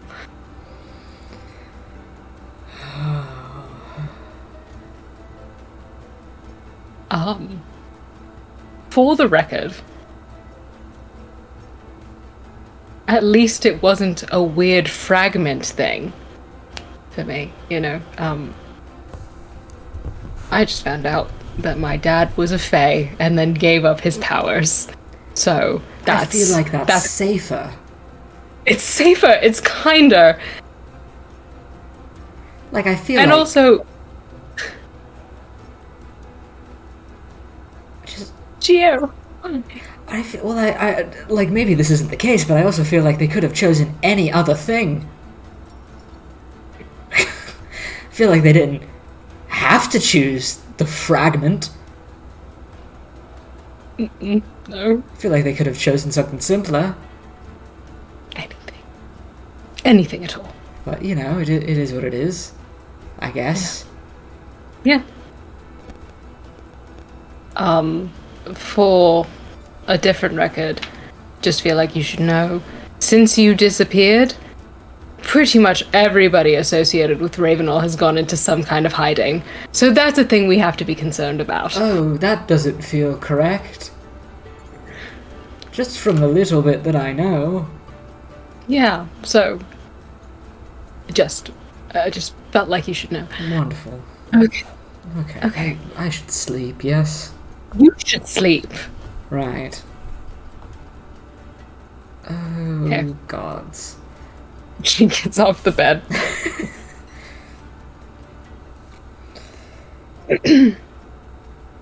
Alright. Please try to rest. I'm gonna find something to chain myself to. I'm not even gonna ask a question because I feel like I understand that at a deeply personal level. Alright. He rolls over, kind of facing towards the wall. She finds some way to secure herself and sleeps on the floor.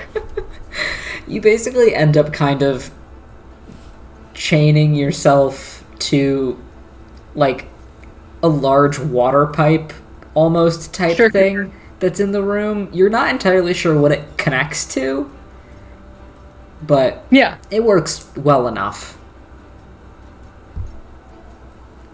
So, Yeah. but you end up falling asleep. Yeah. There is a little bit of time where downstairs you can't quite hear the words that are saying, but you can definitely hear a conversation happening between Jen and Yeah. Crank Noodles, and you're really wondering what that's like. But you end up falling asleep. Across the road, Gore, I'm assuming you book a room and settle down for the night. Unless you do anything else. Alright, He skips his workout. fair. And Arathar, are you kind of posting up all night, or are you also getting a room? He has no money, so he'll probably see Gore go get a room, and she'll stay at the table. Makes sense. He What? Like, Gore would get him a room.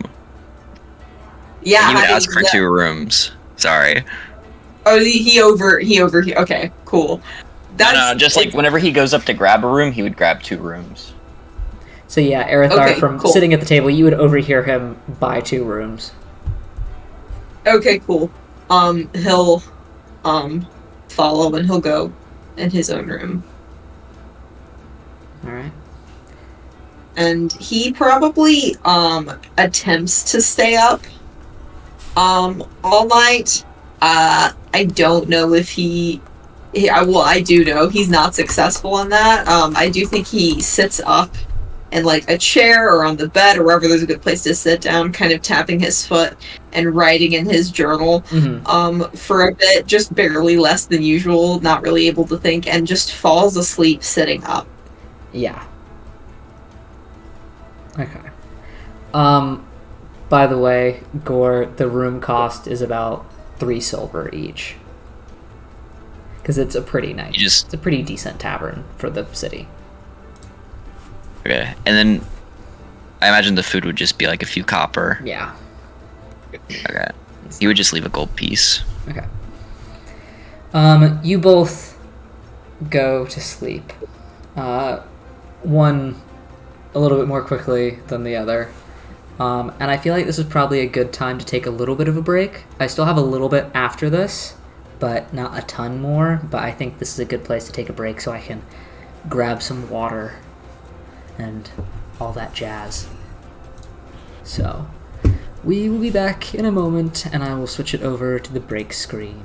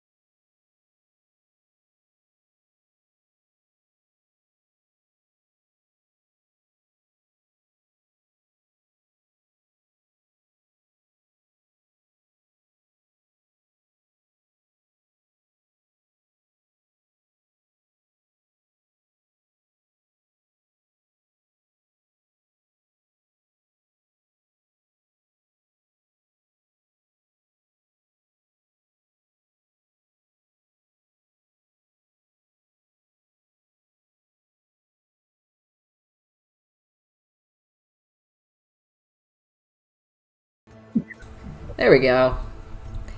And we had a bic. Huzzah. So, the party has all fallen asleep. Various sides of the road. Some to the sounds of drunkards being ushered out of the tavern, and some to probably what is the strangest conversation possible happening between Jen and Crank Noodles. It is a very needed sleep, as I would say everyone included is exhausted, including the barkeep across the road. Especially. Gore,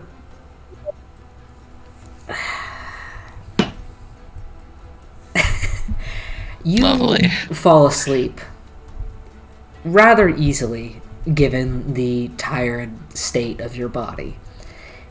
Despite the growing frustrations in your brain and the swirling thoughts that accompany it, you do manage to fall asleep relatively easily.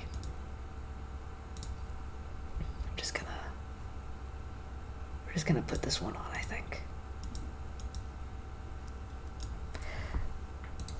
That being said, slipping deep into unconsciousness, the darkness around you seems to sway. That velvety black speckled with purples and greens that bloom behind your eyelids slowly undulates like water, feeling blissfully slipping away. That comforting sway becoming like a bassinet rocking, pulling you further beneath the sea foam. The water is temperate here, as you remember it. And slowly your mind's eyes open and you see the expanse before you. Familiarity setting in again, as well as a little bit of frustration. Dark, open water. Looking up, you see the surface roaring with waves illuminated by the night sky. Lightning striking out. You are not breathing, as you remember from the times before, but you also do not panic. You look down again into the void of water around you, and you see again the small greenish-blue speck of light deep in the oblivion below you. Feeling comes back to you then, as it always does, your limbs swaying in the water, the vibration of the lightning above you, the coldness that seeps in through the dark around you. This feels familiar. What are you doing? Swimming towards the light. Yeah. You begin to shift, turning your body towards the abyss, swimming down. The water becomes cooler and cooler again. The pressure on your lungs begins to return. That strain, air trying to escape before it's used. You keep swimming, though. Getting closer and closer and closer, the feeling of your limbs pushing against the water becoming more and more familiar. The light is growing larger, brighter. The water passes the chill through you, each muscle and bone aching in the cold again, though you keep swimming forward. You begin to see an outline. In the glow of the light, surrounded by midnight blue and black, you see the outline of an archway, and the light beyond it. Your lungs are burning, something like energy is rippling through your arms and down your spine, and again you hear the sound of that word. Sea. You keep swimming, pulling yourself through the water, but the distance is so great. Something like warmth is starting to touch your hands, but you cannot hold your breath for too much longer. Yet you steel your mind again, deciding against better judgment to keep swimming and pushing against the fear that is bottling up, that feeling of salt water starting to fill in through your nostrils, but you push it out again, determined to keep swimming. Finally, you feel the light crest your features, and you press your feet into the soft seabed here. Seawater is overtaking your senses, but instead you look beyond it. there's a doorway before you. An arch made of stone and something dark, and the light is blinding beyond it. Promises, you hear through the water. You step forward and you can see inside an open space, what you caught only a glimpse of before, a temple, but the light is blinding still. A broken altar. This time, though, pain does not spread through your lungs as you suddenly inhale bouts of salt. Instead, you step forward into the light. You step onto stone and feel the water around you seem to dissipate. There is a flash of lightning, and suddenly, you hear it above the water and around you. In that flash of lightning, your eyes are almost blinded, and nearly doubling over with searing pain, you blink and see something else entirely. For a moment, you see open sky, seagulls on the wind, and the outline of an island, green growing over rock formations that shift with the tide. The sound of water rushing and swirling in your head before a whirlpool starts to pull you down. Suddenly, pulled beneath the waves down past corroded bronze chains, your eyes open again, and you find yourself standing in the darkness, hands pressed against a bronze slab. Corroded along the edges in patinas of green and teal, you cannot see into the blackness around you. But your breaths feel strong and steady, inhaling and exhaling. After a moment in the darkness just before your face, two eyes open. Warm, dark gold irises with flecks of turquoise and narrow slitted pupils stares back, inches from your own. What are you doing?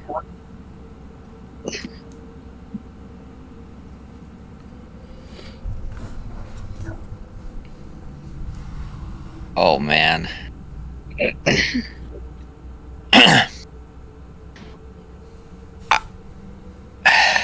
I think he just glares into the eyes for a moment and probably tries to speak.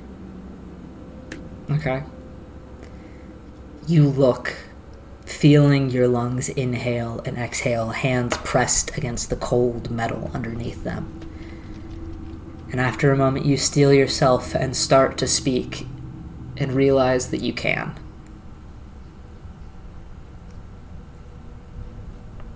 Okay.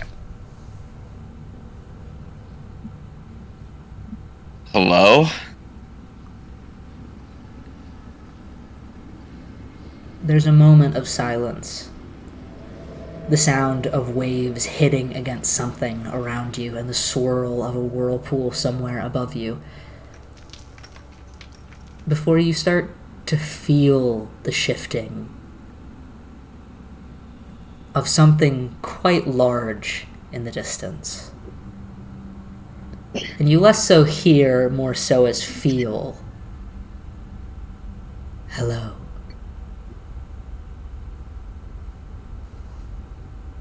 God damn it.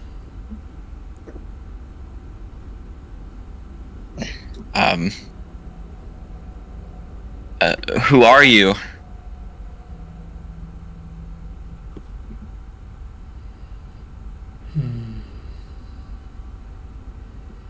There's another shifting. Now you can hear it. The sound of heavy footprints, perhaps, hitting against stone. The scratch of something against metal. The eyes shift slightly as if a head is turning to look at you. Again, you feel a wave of something pass over you. And instead of answering your question, one is returned to you. What do you really want?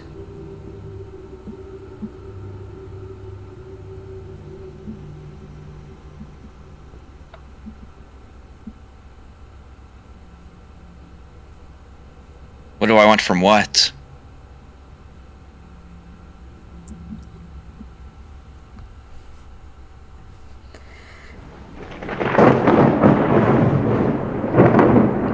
There's the shifting again, and the eyes grow even closer. No words are said, but the feeling of contemplation washes over you.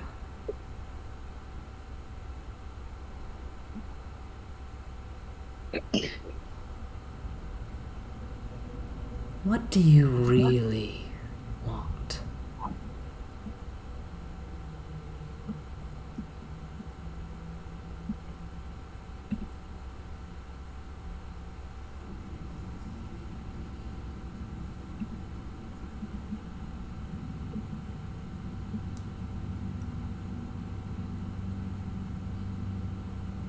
I want to be strong enough.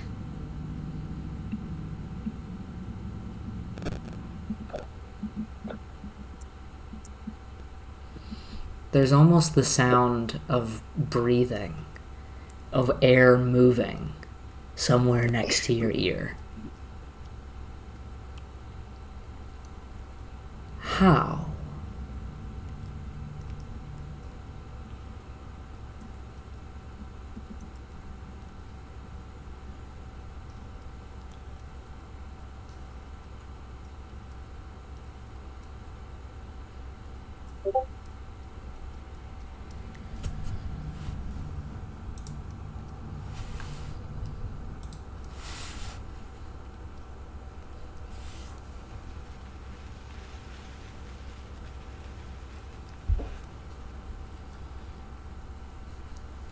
Shit.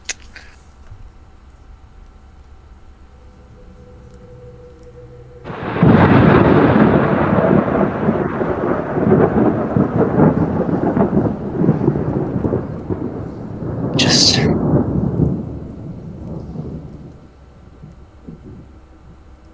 I just want the power to beat him.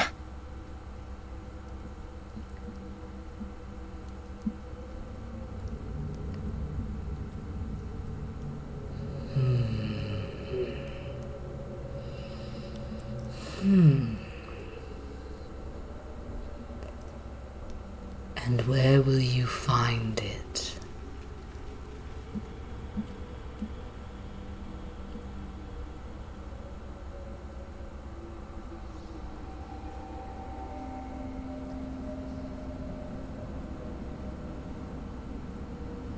Anywhere I can get it.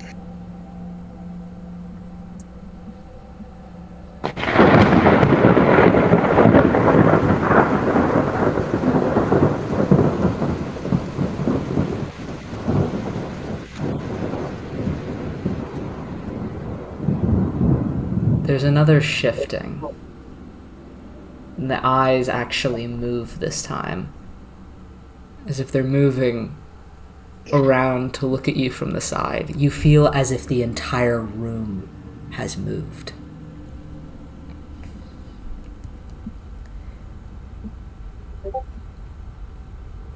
Others still have you under their thumb. But I, of course, make promises. The eyes start to shift back slightly.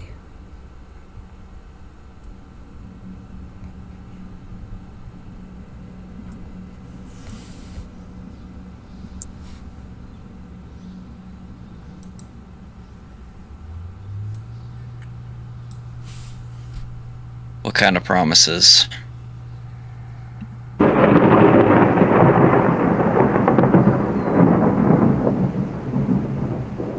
You're running out of air.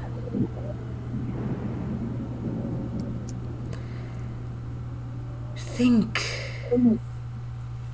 of people's intentions.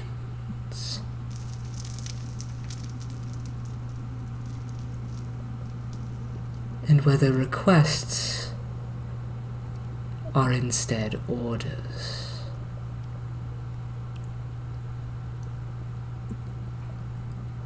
And remember, promises. The black starts to swirl around you, eyes pulling back into the darkness, and there's a crackle of something again burning under your skin, before eventually, as if in an instant, pain is radiating from your chest and you feel yourself start to choke on salt and brine. Are you doing anything in this last moment? Fuck.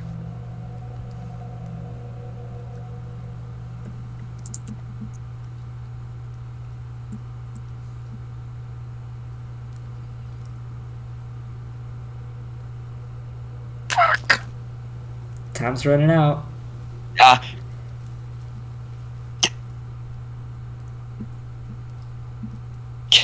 can you make me a promise?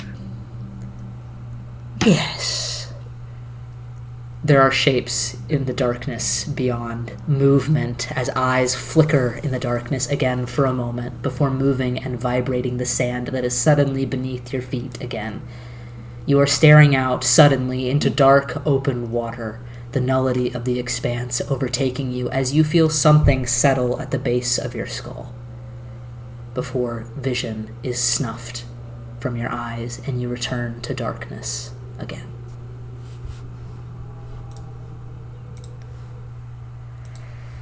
You wake up in the morning very suddenly as there is a great amount of pain in your chest as you begin coughing up seawater again. But not only that, there is a burning in your palms, as if you just shot lightning off in your sleep, though you look around the room and nothing is scorched. But that pain in your palms persists. I'm gonna start the music back up. 1 second. Sorry. Arathar, about this time, you are also waking up as the sun is rising. Can you make a perception check for me? Sure. Oh, I don't like that you asked me to do that. I don't. 18? 18. You wake up to the sound of thunder as if it is directly next to your ear. As you wake up suddenly, not realizing that you had even fallen asleep, you hear Gore in the other room fall off of his bed.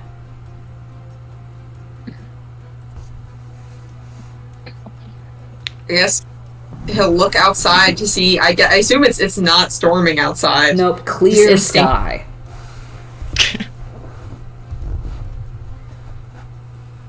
He's gonna stand up and get his stuff together and walk over and knock on Gore's door.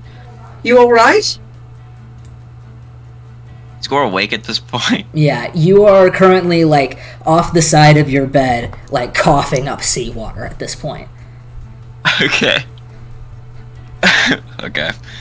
Yeah. Yeah.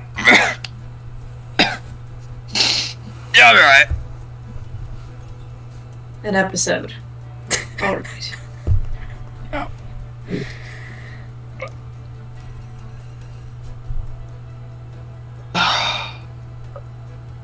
He knows Periork is the goddess of the seas and storms, right? Yep.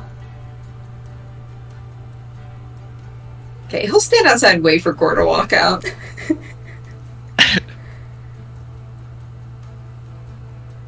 God. Tyler, I think she wants to be tall. Let her be tall. She needs to know what's happening. I don't.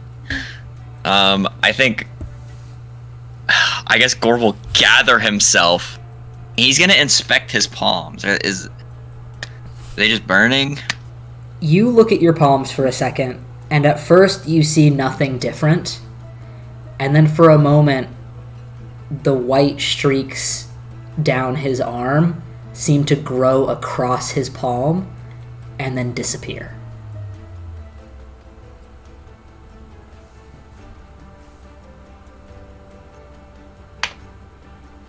Okay. Okay. But that pain, He's gonna gather his things. that pain is still there, as if you like, you know, when you shock yourself and it like hurts, and it's like that kind of like tingly pain, just all on your palms. Okay. He's just gonna gather his things, I guess, while probably still coughing. And he opens the door. There is a very large puddle behind him. Good morning. Morning. You wouldn't happen to know why I woke up to the sound of thunder directly into my ear, and it's not storming at the moment, and at the same time you fell out of your bed? You wouldn't happen to know anything about that, would you? All while having an abnormal coughing fit. You're sure it wasn't raining outside? It's not raining outside. It could have It is been. not. It's not, though. It's really not. It was pretty instantaneous. This is one of those things where you don't even have to tell me what it was. Would you know anything about that? No.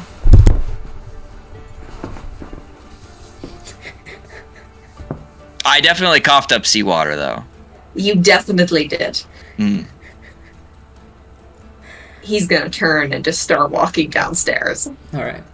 While all of this is happening across the street, Dodie, you wake up to the sounds of pots and pans clanging around downstairs. You kind of shift for a moment and look out the little bit of the window that isn't covered, and the sun has not quite risen yet. So Crank Noodles is just downstairs doing stuff way too early. But after a moment, you see the rays of light on the horizon, and you did promise to get up early, so I guess maybe this is fine.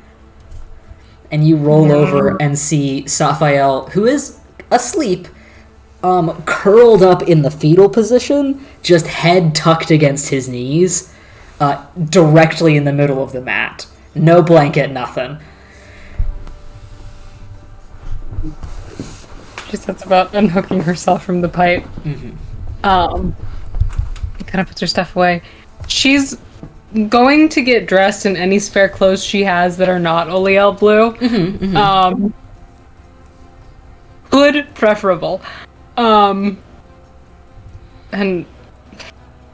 God, she doesn't want to do this, but she's just gonna kind of very gently nudge him.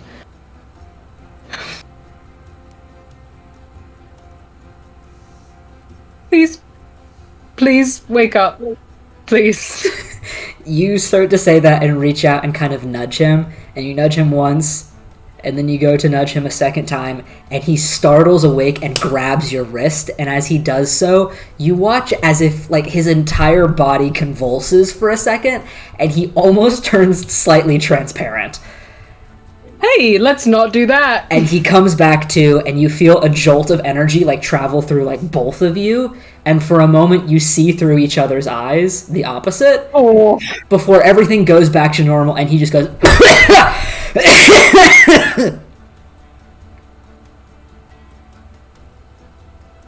That's the thing.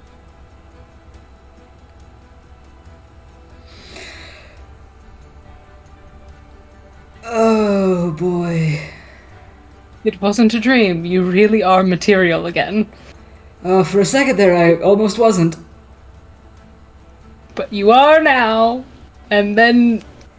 Okay, so that's the thing that we can do. Okay, cool. We'll address this and the wings at another time when you're slightly more conscious. I feel like if I had anything in my stomach, I would be sick right now. Okay, well, let's see about maybe getting something in your stomach. Hopefully not noodles. Oh, boy. Okay, come on. He begins to get up and kind of right himself and try to... He looks down and there's a large splotch of blood on his clothing, and he just kind of... and just follows you. put a cloak around him. Yeah, it covers up most of it, and he's like, We're gonna get you some clothes. We're gonna get you something less flouncy and more practical. I have no idea. Forgive me for being nosy, but how did you continue to find clothes that fit? you know how I talked about the fact that there were a couple places that the veil was quite thin? Mm-hmm. Sometimes people could be persuaded to get close enough that I could grab things. Like an entire shirt Yeah. and pants. Well, I assume from the bits that I saw through the mirror of the rest of you that you heard about my little story that kind of went around about the Lord of Mirrors and things like that. People got really into that. I was quite interested by the fact that this old wives' tale folklore thing, at maximum, is 15 years old. Yeah. I don't understand city life. The rumor spread very quickly and it got very out of hand and it was quite funny, honestly. But then I suddenly had, like, maids placing things near mirrors, and Yeah, you have some fans. most of the time it didn't work because it wasn't a mirror that worked like that, but every once in a while they got it right. Got it. Should take some downstairs.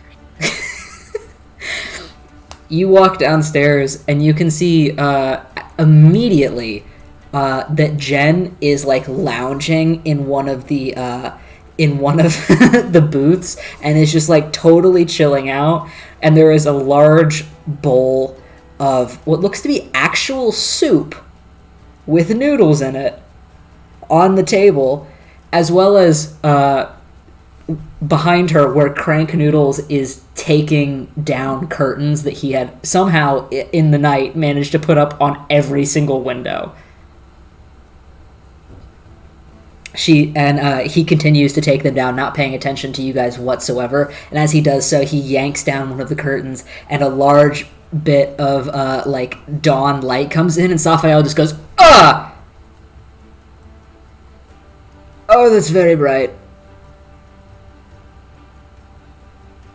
Done. It's a thing. Yes, it is. Give it a second.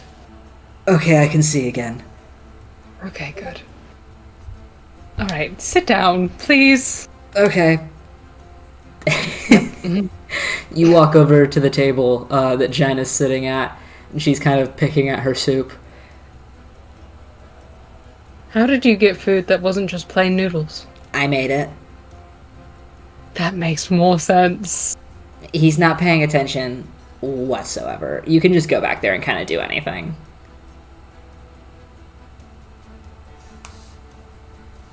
Okay. He's gonna go in the kitchen. You go back in the kitchen, and you can see that there actually is extra soup.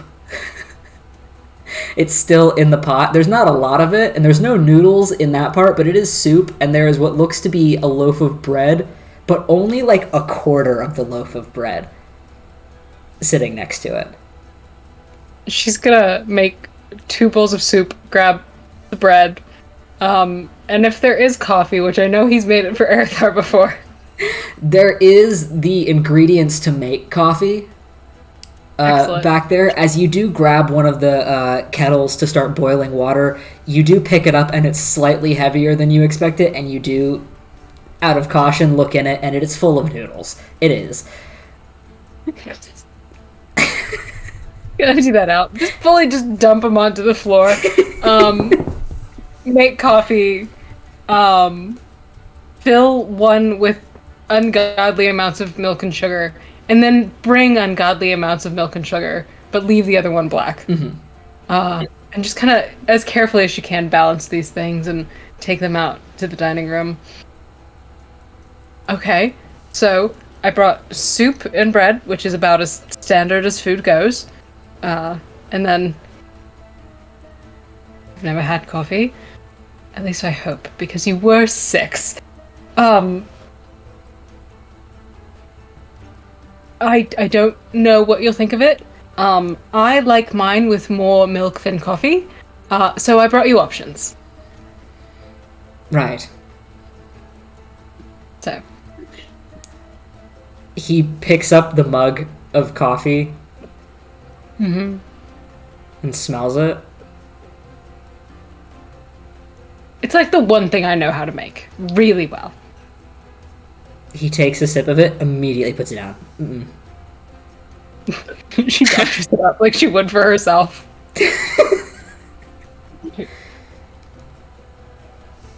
Try that again. He takes a sip of it. It's better. There we go. It's not good to drink. Nobody likes the taste. But it will help you wake up and not have a headache anymore, hopefully. It's very gross. Yeah. Wait for you to watch Gore eat. It's something. He sets the mug down, but kind of keeps eyeing it. I bet. Speaking of which, across across the road, Gore and Arathar, you have come down from the second floor of this tavern. Arathar, since you have been vigilant the entire time any of this has been happening, you can see through the window across the street where very obviously Crank Noodles is fighting with a piece of curtain that won't seem to come down. And you can see that apparently people are moving over there. He kind of looks to Gore. Should we have them come over here for a meal, or should we get things and bring them to them? Because Mr. Noodles does not know how to prepare anything other than his namesake. Yeah, I guess we could bring them some stuff.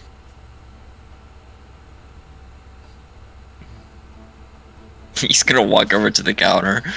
You see emerging from the back kitchen the same woman who looks like she definitely did sleep well but has not fixed herself up since she woke up, and just walks out in what is very clearly still her pajamas, and just walks up and goes, "Yes, Do you guys only have potatoes? oatmeal. And I think we have 3 eggs." I'll take the eggs and 4 oatmeals. Right away. And she And turns I her... have them to go. She just walks back. The two of you are left standing there. You look around and see the tavern is mostly empty. She did manage to kick most of the people out. There is that one dude who was passed out on the table, now passed out under the table, still across the room. Is all Arether, all he can see across the street into the window is just Crank Noodles? He can't see the others down in the... Make a perception check. Oh, that's like a 22, 23. Yeah, by this point you watch as Crank Noodles basically is hanging from the piece of curtain now, and is like yanking it and manages to pull it down, and as that happens you can see kind of around the corner in one of the booths what looks to be a flash of pink hair, and you think you see Jen now standing on a chair as she starts to like shift things around on the table. He looks at Gore. Do you think Miss Jen likes coffee? Does she seem like the type? I have no idea. You have no idea? Alright. That makes sense. You That's could just... fine. You could go ask. I don't want to cross the street by myself. I'm afraid I'm gonna get struck by something. Okay. He'll lean over and get someone's attention. Mm-hmm. Can I have 3 cups of coffee to go, please. You kind of lean over into like where the doorway is into the kitchen since nobody else is out here and kind of talk. And you hear back, "The pot's sitting on the counter." Okay, he'll just go and do it there. You start to make up some cups of coffee. It doesn't seem like there's a lot of coffee, and this seems to be very just strong, whatever they had type coffee just sitting out right now. You know, it is what it is. Anything that's like left over, like picked over, he'll like cream and sugar and stuff. He'll just grab it and he'll just put it somewhere, or whatever. I don't know, D&D equivalent of like a couple sugar packets. There are a couple sugar cubes. There's no milk sitting out, but there are a couple sugar cubes that you just kind of grab the stack. Okay, he'll just hold like all of it the best that he can, while killing time for the food. Mm-hmm. The two of you kind of just stand there for a little while longer.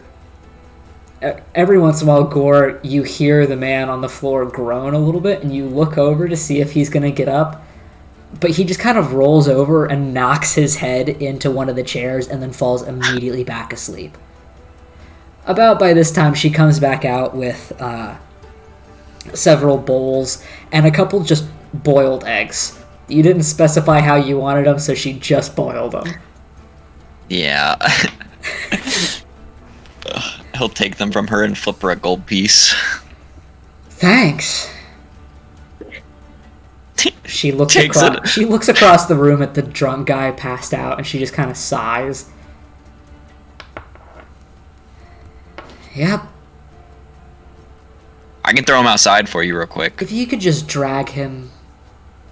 I got you. He sets down the bowls and walks over there and grabs one of his legs and just drags him outside and tosses him like a cartoon out. He just kind of rolls across the sidewalk and stops. And he sits up a little bit and just goes right back to sleep. And he goes back and grabs the bowls. Thank you. Anytime. And he immediately heads out, knowing he'll probably never be back. Before fleeing the continent. She walks back into the kitchen the second you pick up the bowls, and you walk out with all of these bowls, but you know, it's what it is. And you walk across the street. You go to open the door and it's locked, and you look up and you make direct eye contact with Crank Noodles, who is in the window. And he goes He over just keeps and glancing at the door. he unlocks the door. Slipping. Yeah. The two of you Walk step over to in. the table. Yeah, you can see where Jen has stood up and kind of reorganized things so that she could also get access to the milk and sugar for her coffee. And you walk in and see that there are several bowls of soup on the table, and Erithar, you are completely baffled. He stands there and looks at the soup and looks and registers that they're also drinking coffee from Crank Noodles and looks specifically at Dodie. You're drinking that. It doesn't have noodles in it, I promise. Are you sure? I made it myself. Did you realize that you could just walk back there and make yourself anything other than... He has ingredients for things other than noodles. No, what all he does back there. I don't know what all he's touched. Oh, I did steal the bread. From where? There was a person going by with a bread cart. That makes sense. So the bread was not made here because all the flour goes to noodles, obviously, but you can make other things here. He doesn't care.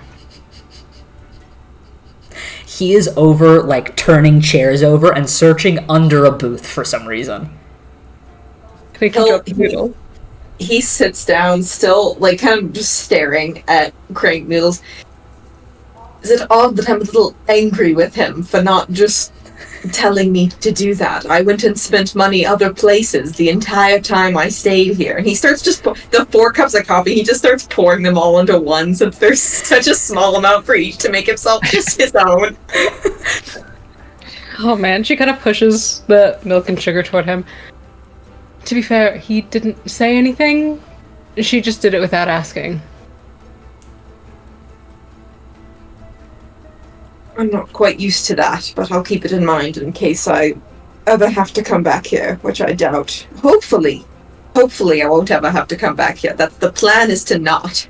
Yeah. Saphael has picked up the bowl of soup and is just kind of sipping it, looking like he's barely awake, but he's there.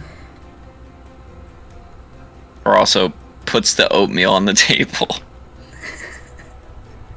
Yes, this is you. Perfect. Bland food. Good. Good next step. Thank you. He hasn't eaten anything in 15 years. Technically I have, but I don't think you would consider it food.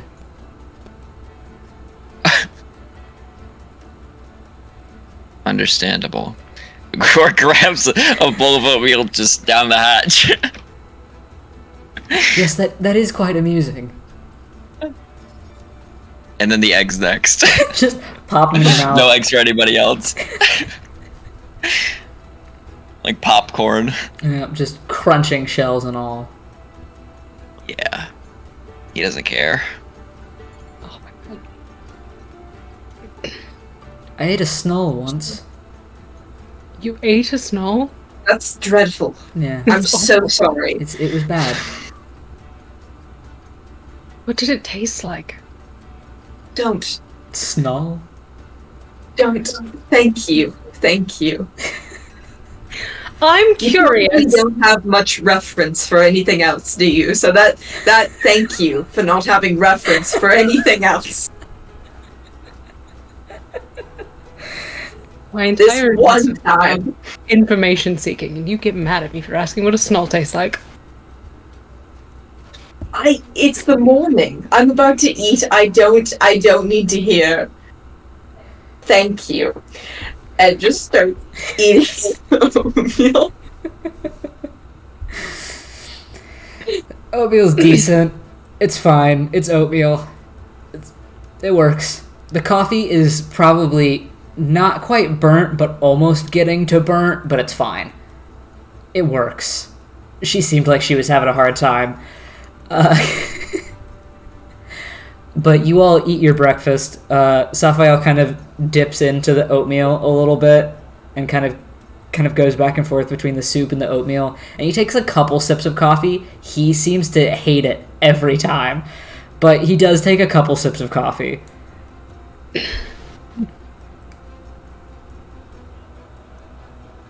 So, I know vaguely where we're going.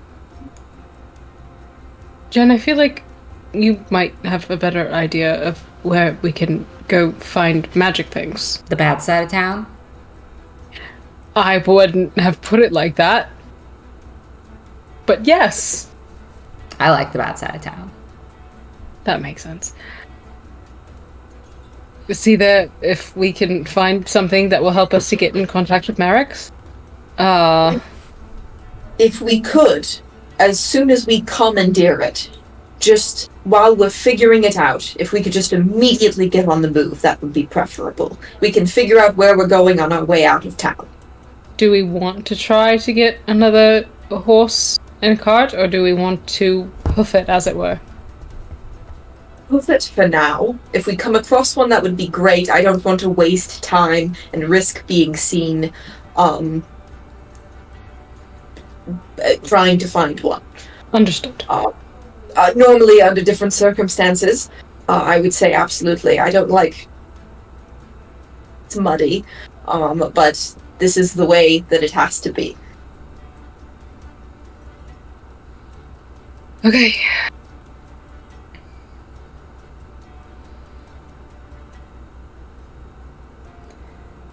Does that sound good to you, Gore? Sounds good to me. Right. It's time sensitive. So, Gonna get up and start meandering, I guess. You all finish up your food and coffee. It is still pretty early in the morning. The sun has just risen, and you can see a couple places in town where maybe things are starting to pick up for the day, but it also seems like things are picking up much slower today, given the everything. You gather your things before starting to head out. Sapphire has pulled the hood up on the cloak that Dodie has given him, and he is all but bundled up in it. And he does kind of every once in a while just kind of go like, ugh, when you guys round a corner and it's very bright sunlight. But he's just kind of following the rest of you. Jen starts to lead the way after a certain point, I'm assuming. And she kind of looks back and is like, so like, stealthy, or are we just like going for it? Well, we're going to walk into a shop, so let's try not to draw attention to ourselves, but I don't think we need to sneak. Also, like, just for my reference, so I know where in the bad part of town that we're going, are we looking for, like,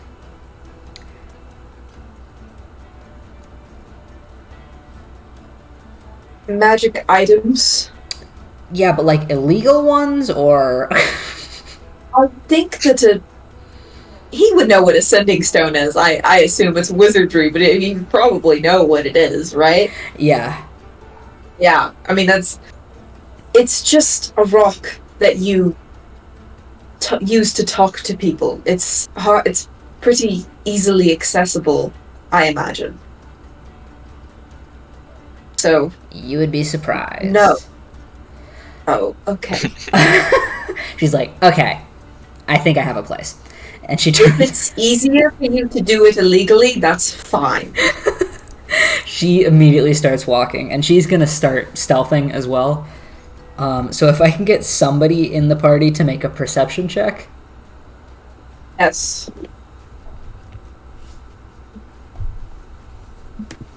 16, I think. 16. Alright. You all move across Yeah. town fairly easily, keeping up with Jen as best as you can. There are a couple times that she kind of disappears into a shadow and you think, ah, fuck, there she goes again. But then you see her, and it's fine. And you continue across town. Gore and Erithar, you don't really have a lot of reference to what she means when she says the bad side of town. But once you get over there, you kind of put the pieces together. It's definitely the part of town that apparently the Crown has spent less time renovating in recent years, as there are several parts of town that have been updated and made into these beautiful, large stone structures, and you get over here onto this side of town, and you see a lot more pieced together, slightly less human architecture looking buildings? Question mark? But Jen leads you quite easily through this part of town. As you move, Erithar, you can see kind of up the hill slightly towards the castle, where it seems that most of the reconstruction has stopped. But every once in a while you see what looks to be several groups of people walking about that upper side of town. Luckily, Jen completely avoids that path and goes around toward these less conspicuous looking buildings, and eventually leads you over to what looks like almost a small market square. You know the large market to be further into town, as you have passed through it many times before, but as she leads you over here, it's almost kind of like a small, kind of like farmer's market tucked in between these two large buildings, almost as if it's in an alley. She starts to lead you back through that, and as you get towards the back of this alley, past kind of all of these people selling various vegetables and cured meats and things like that, there's a large kind of like hole in the wall that is covered up by large pieces of sheets, and she just fully walks through them into whatever this back alley building is. As you all follow her, you step into what honestly looks like a continuation of the market outside. Inside, there seems to be like 3 or 4 stalls set up in this interior room, all kind of connected by these large, like, hanging curtains and these pieces of rug that have kind of just been thrown over the floor that is made out of what looks to be ancient tile that has since been broken in places and covered up or repaired with these various rugs that just are scattered about.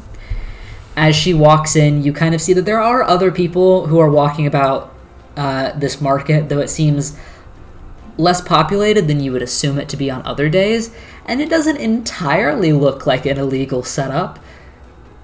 So you think maybe she took your advice? Maybe. As you walk in, you can see a like hunched over, much older looking half-orc man who is ushering people in different directions, kind of pointing out different stalls according to whatever they seem to ask him. She looks back towards the rest of you. If I had to hazard a guess for this city, it would probably be here. But, like I said, there's kind of been a cut down on, like, magic stuff recently. I wonder why. So, like, there's a couple different, like, stands or whatever, and they tend to sell, like, a bunch of different types of shit. So, like, probably one of them, I think. And the old guy, his name is Mesha. He won't hassle you unless you're stealing. So, like, don't get caught.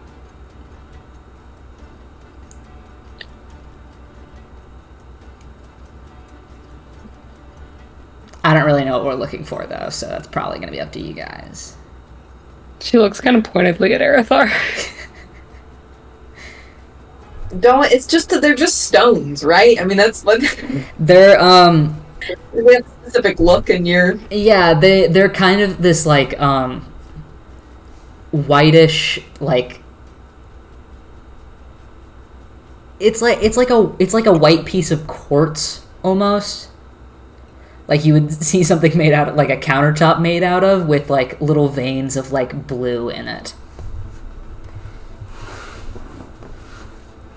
It's essentially a piece of white quartz with like bits of blue throughout it. They look like veins, sort of. So I guess we just split up and each see if we find something like that. I mean, he seems to be directing people to what they want to see. He'll nod and he'll go over to Mr. Metro. Mm-hmm. You walk up as another group of people kind of like walks off, and he turns around. Eh. Mr. Mesher, is it? Yeah, it's me. Where might I acquire a sending stone, perhaps? Do you have any in stock? Sending stone. Yes, sir. Ooh, You see he has one arm in what looks to be like a sling, like he recently broke it, and his tusks are going at 2 entirely different directions. But he kind of turns around and looks through this like little marketplace. For magic items, you probably one over at Atos's little thing over there, or one of those two. Probably. Yes. No. Yes. Atos or the Knoll Lady. One of those two. Thank you. As you start to turn away, as he's just kind of like looking around, he does look down and see Jen, and he goes, "Ah, Jen, the fireworks are back in that corner." And you see Jen's eyes light up a little bit. As he then turns back and starts talking to other people. Very strange man. He walks back over to Doty He said the Knoll lady, or I already forgot his name or their Atos. name. Atos or Atos, and points in those two places. Okay, let's go to shop.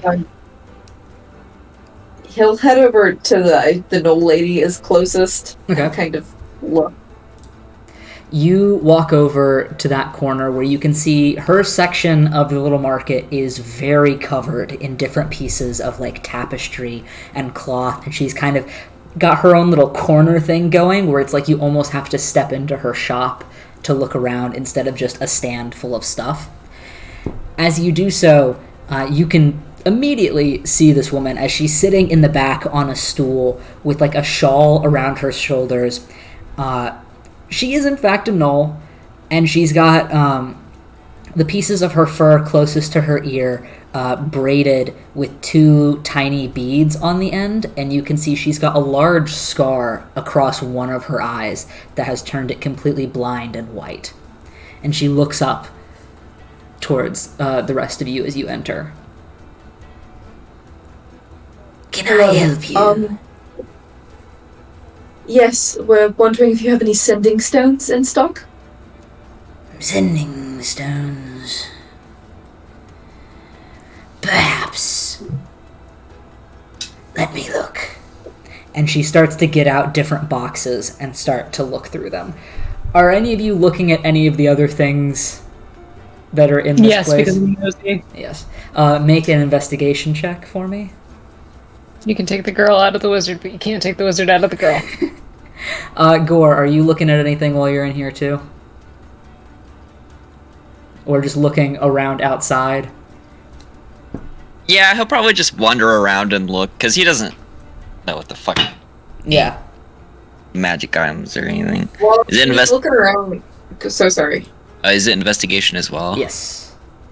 Oh god. Or you can do perception if you're just walking around and looking. Okay, I'll do perception. While she's going and looking through things, is there enough time to do investigation, or can I just make a perception check? Yeah, she seems to be going through several boxes of things, so you can look around if you want. He'll do investigation. I forgot to pull up this thing. There we That's go. a 15. Alright.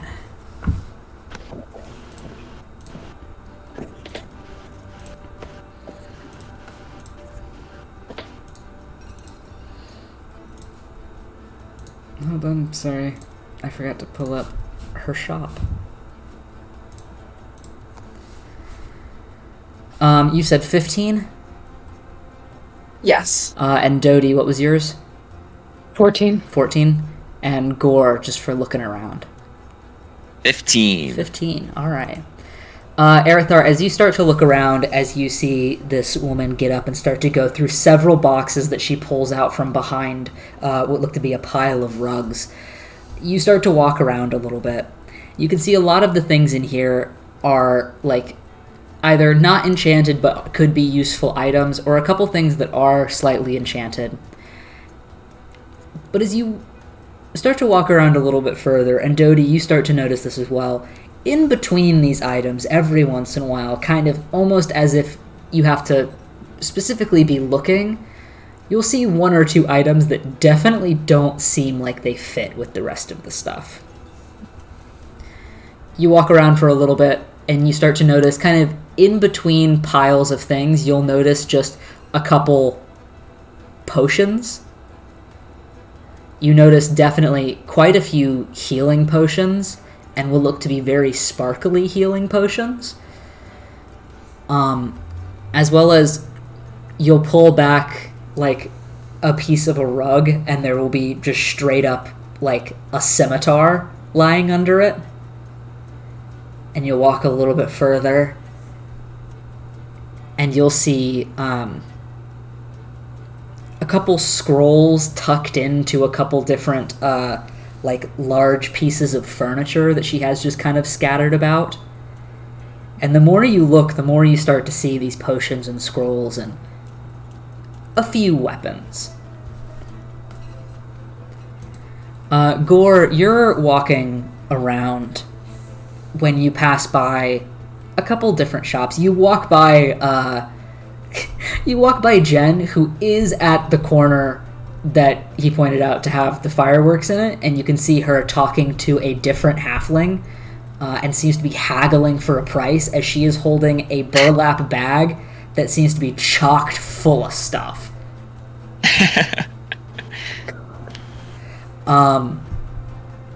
But as you walk a little bit further, you walk past the other stand that had been pointed out to you, well, to your group, by Mesha up front. You walk by a younger-looking half-orc man, who's, like, sitting at his stand with his feet up. And he's got quite a few different things laid out, but the thing that immediately catches your eye is kind of up front, off to the side, there's a large box of several different pendants and necklaces. And as you walk by it, there are a couple in there that look much nicer or much more out of place than literally anything else in his stall.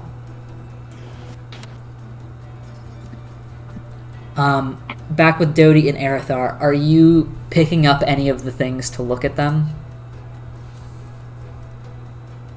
He'll probably pick up one of the healing potions Mhm. and take a closer look at it. There are quite a few of them sitting around, and the first one you pick up, you kind of turn it over in your hands, and you're familiar with the look of it, and you can tell, like, yep, that's definitely a healing potion.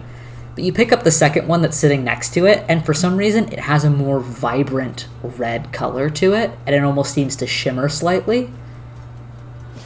And I'd say, with your background, it kind of clicks for you in that moment that this is a greater healing potion.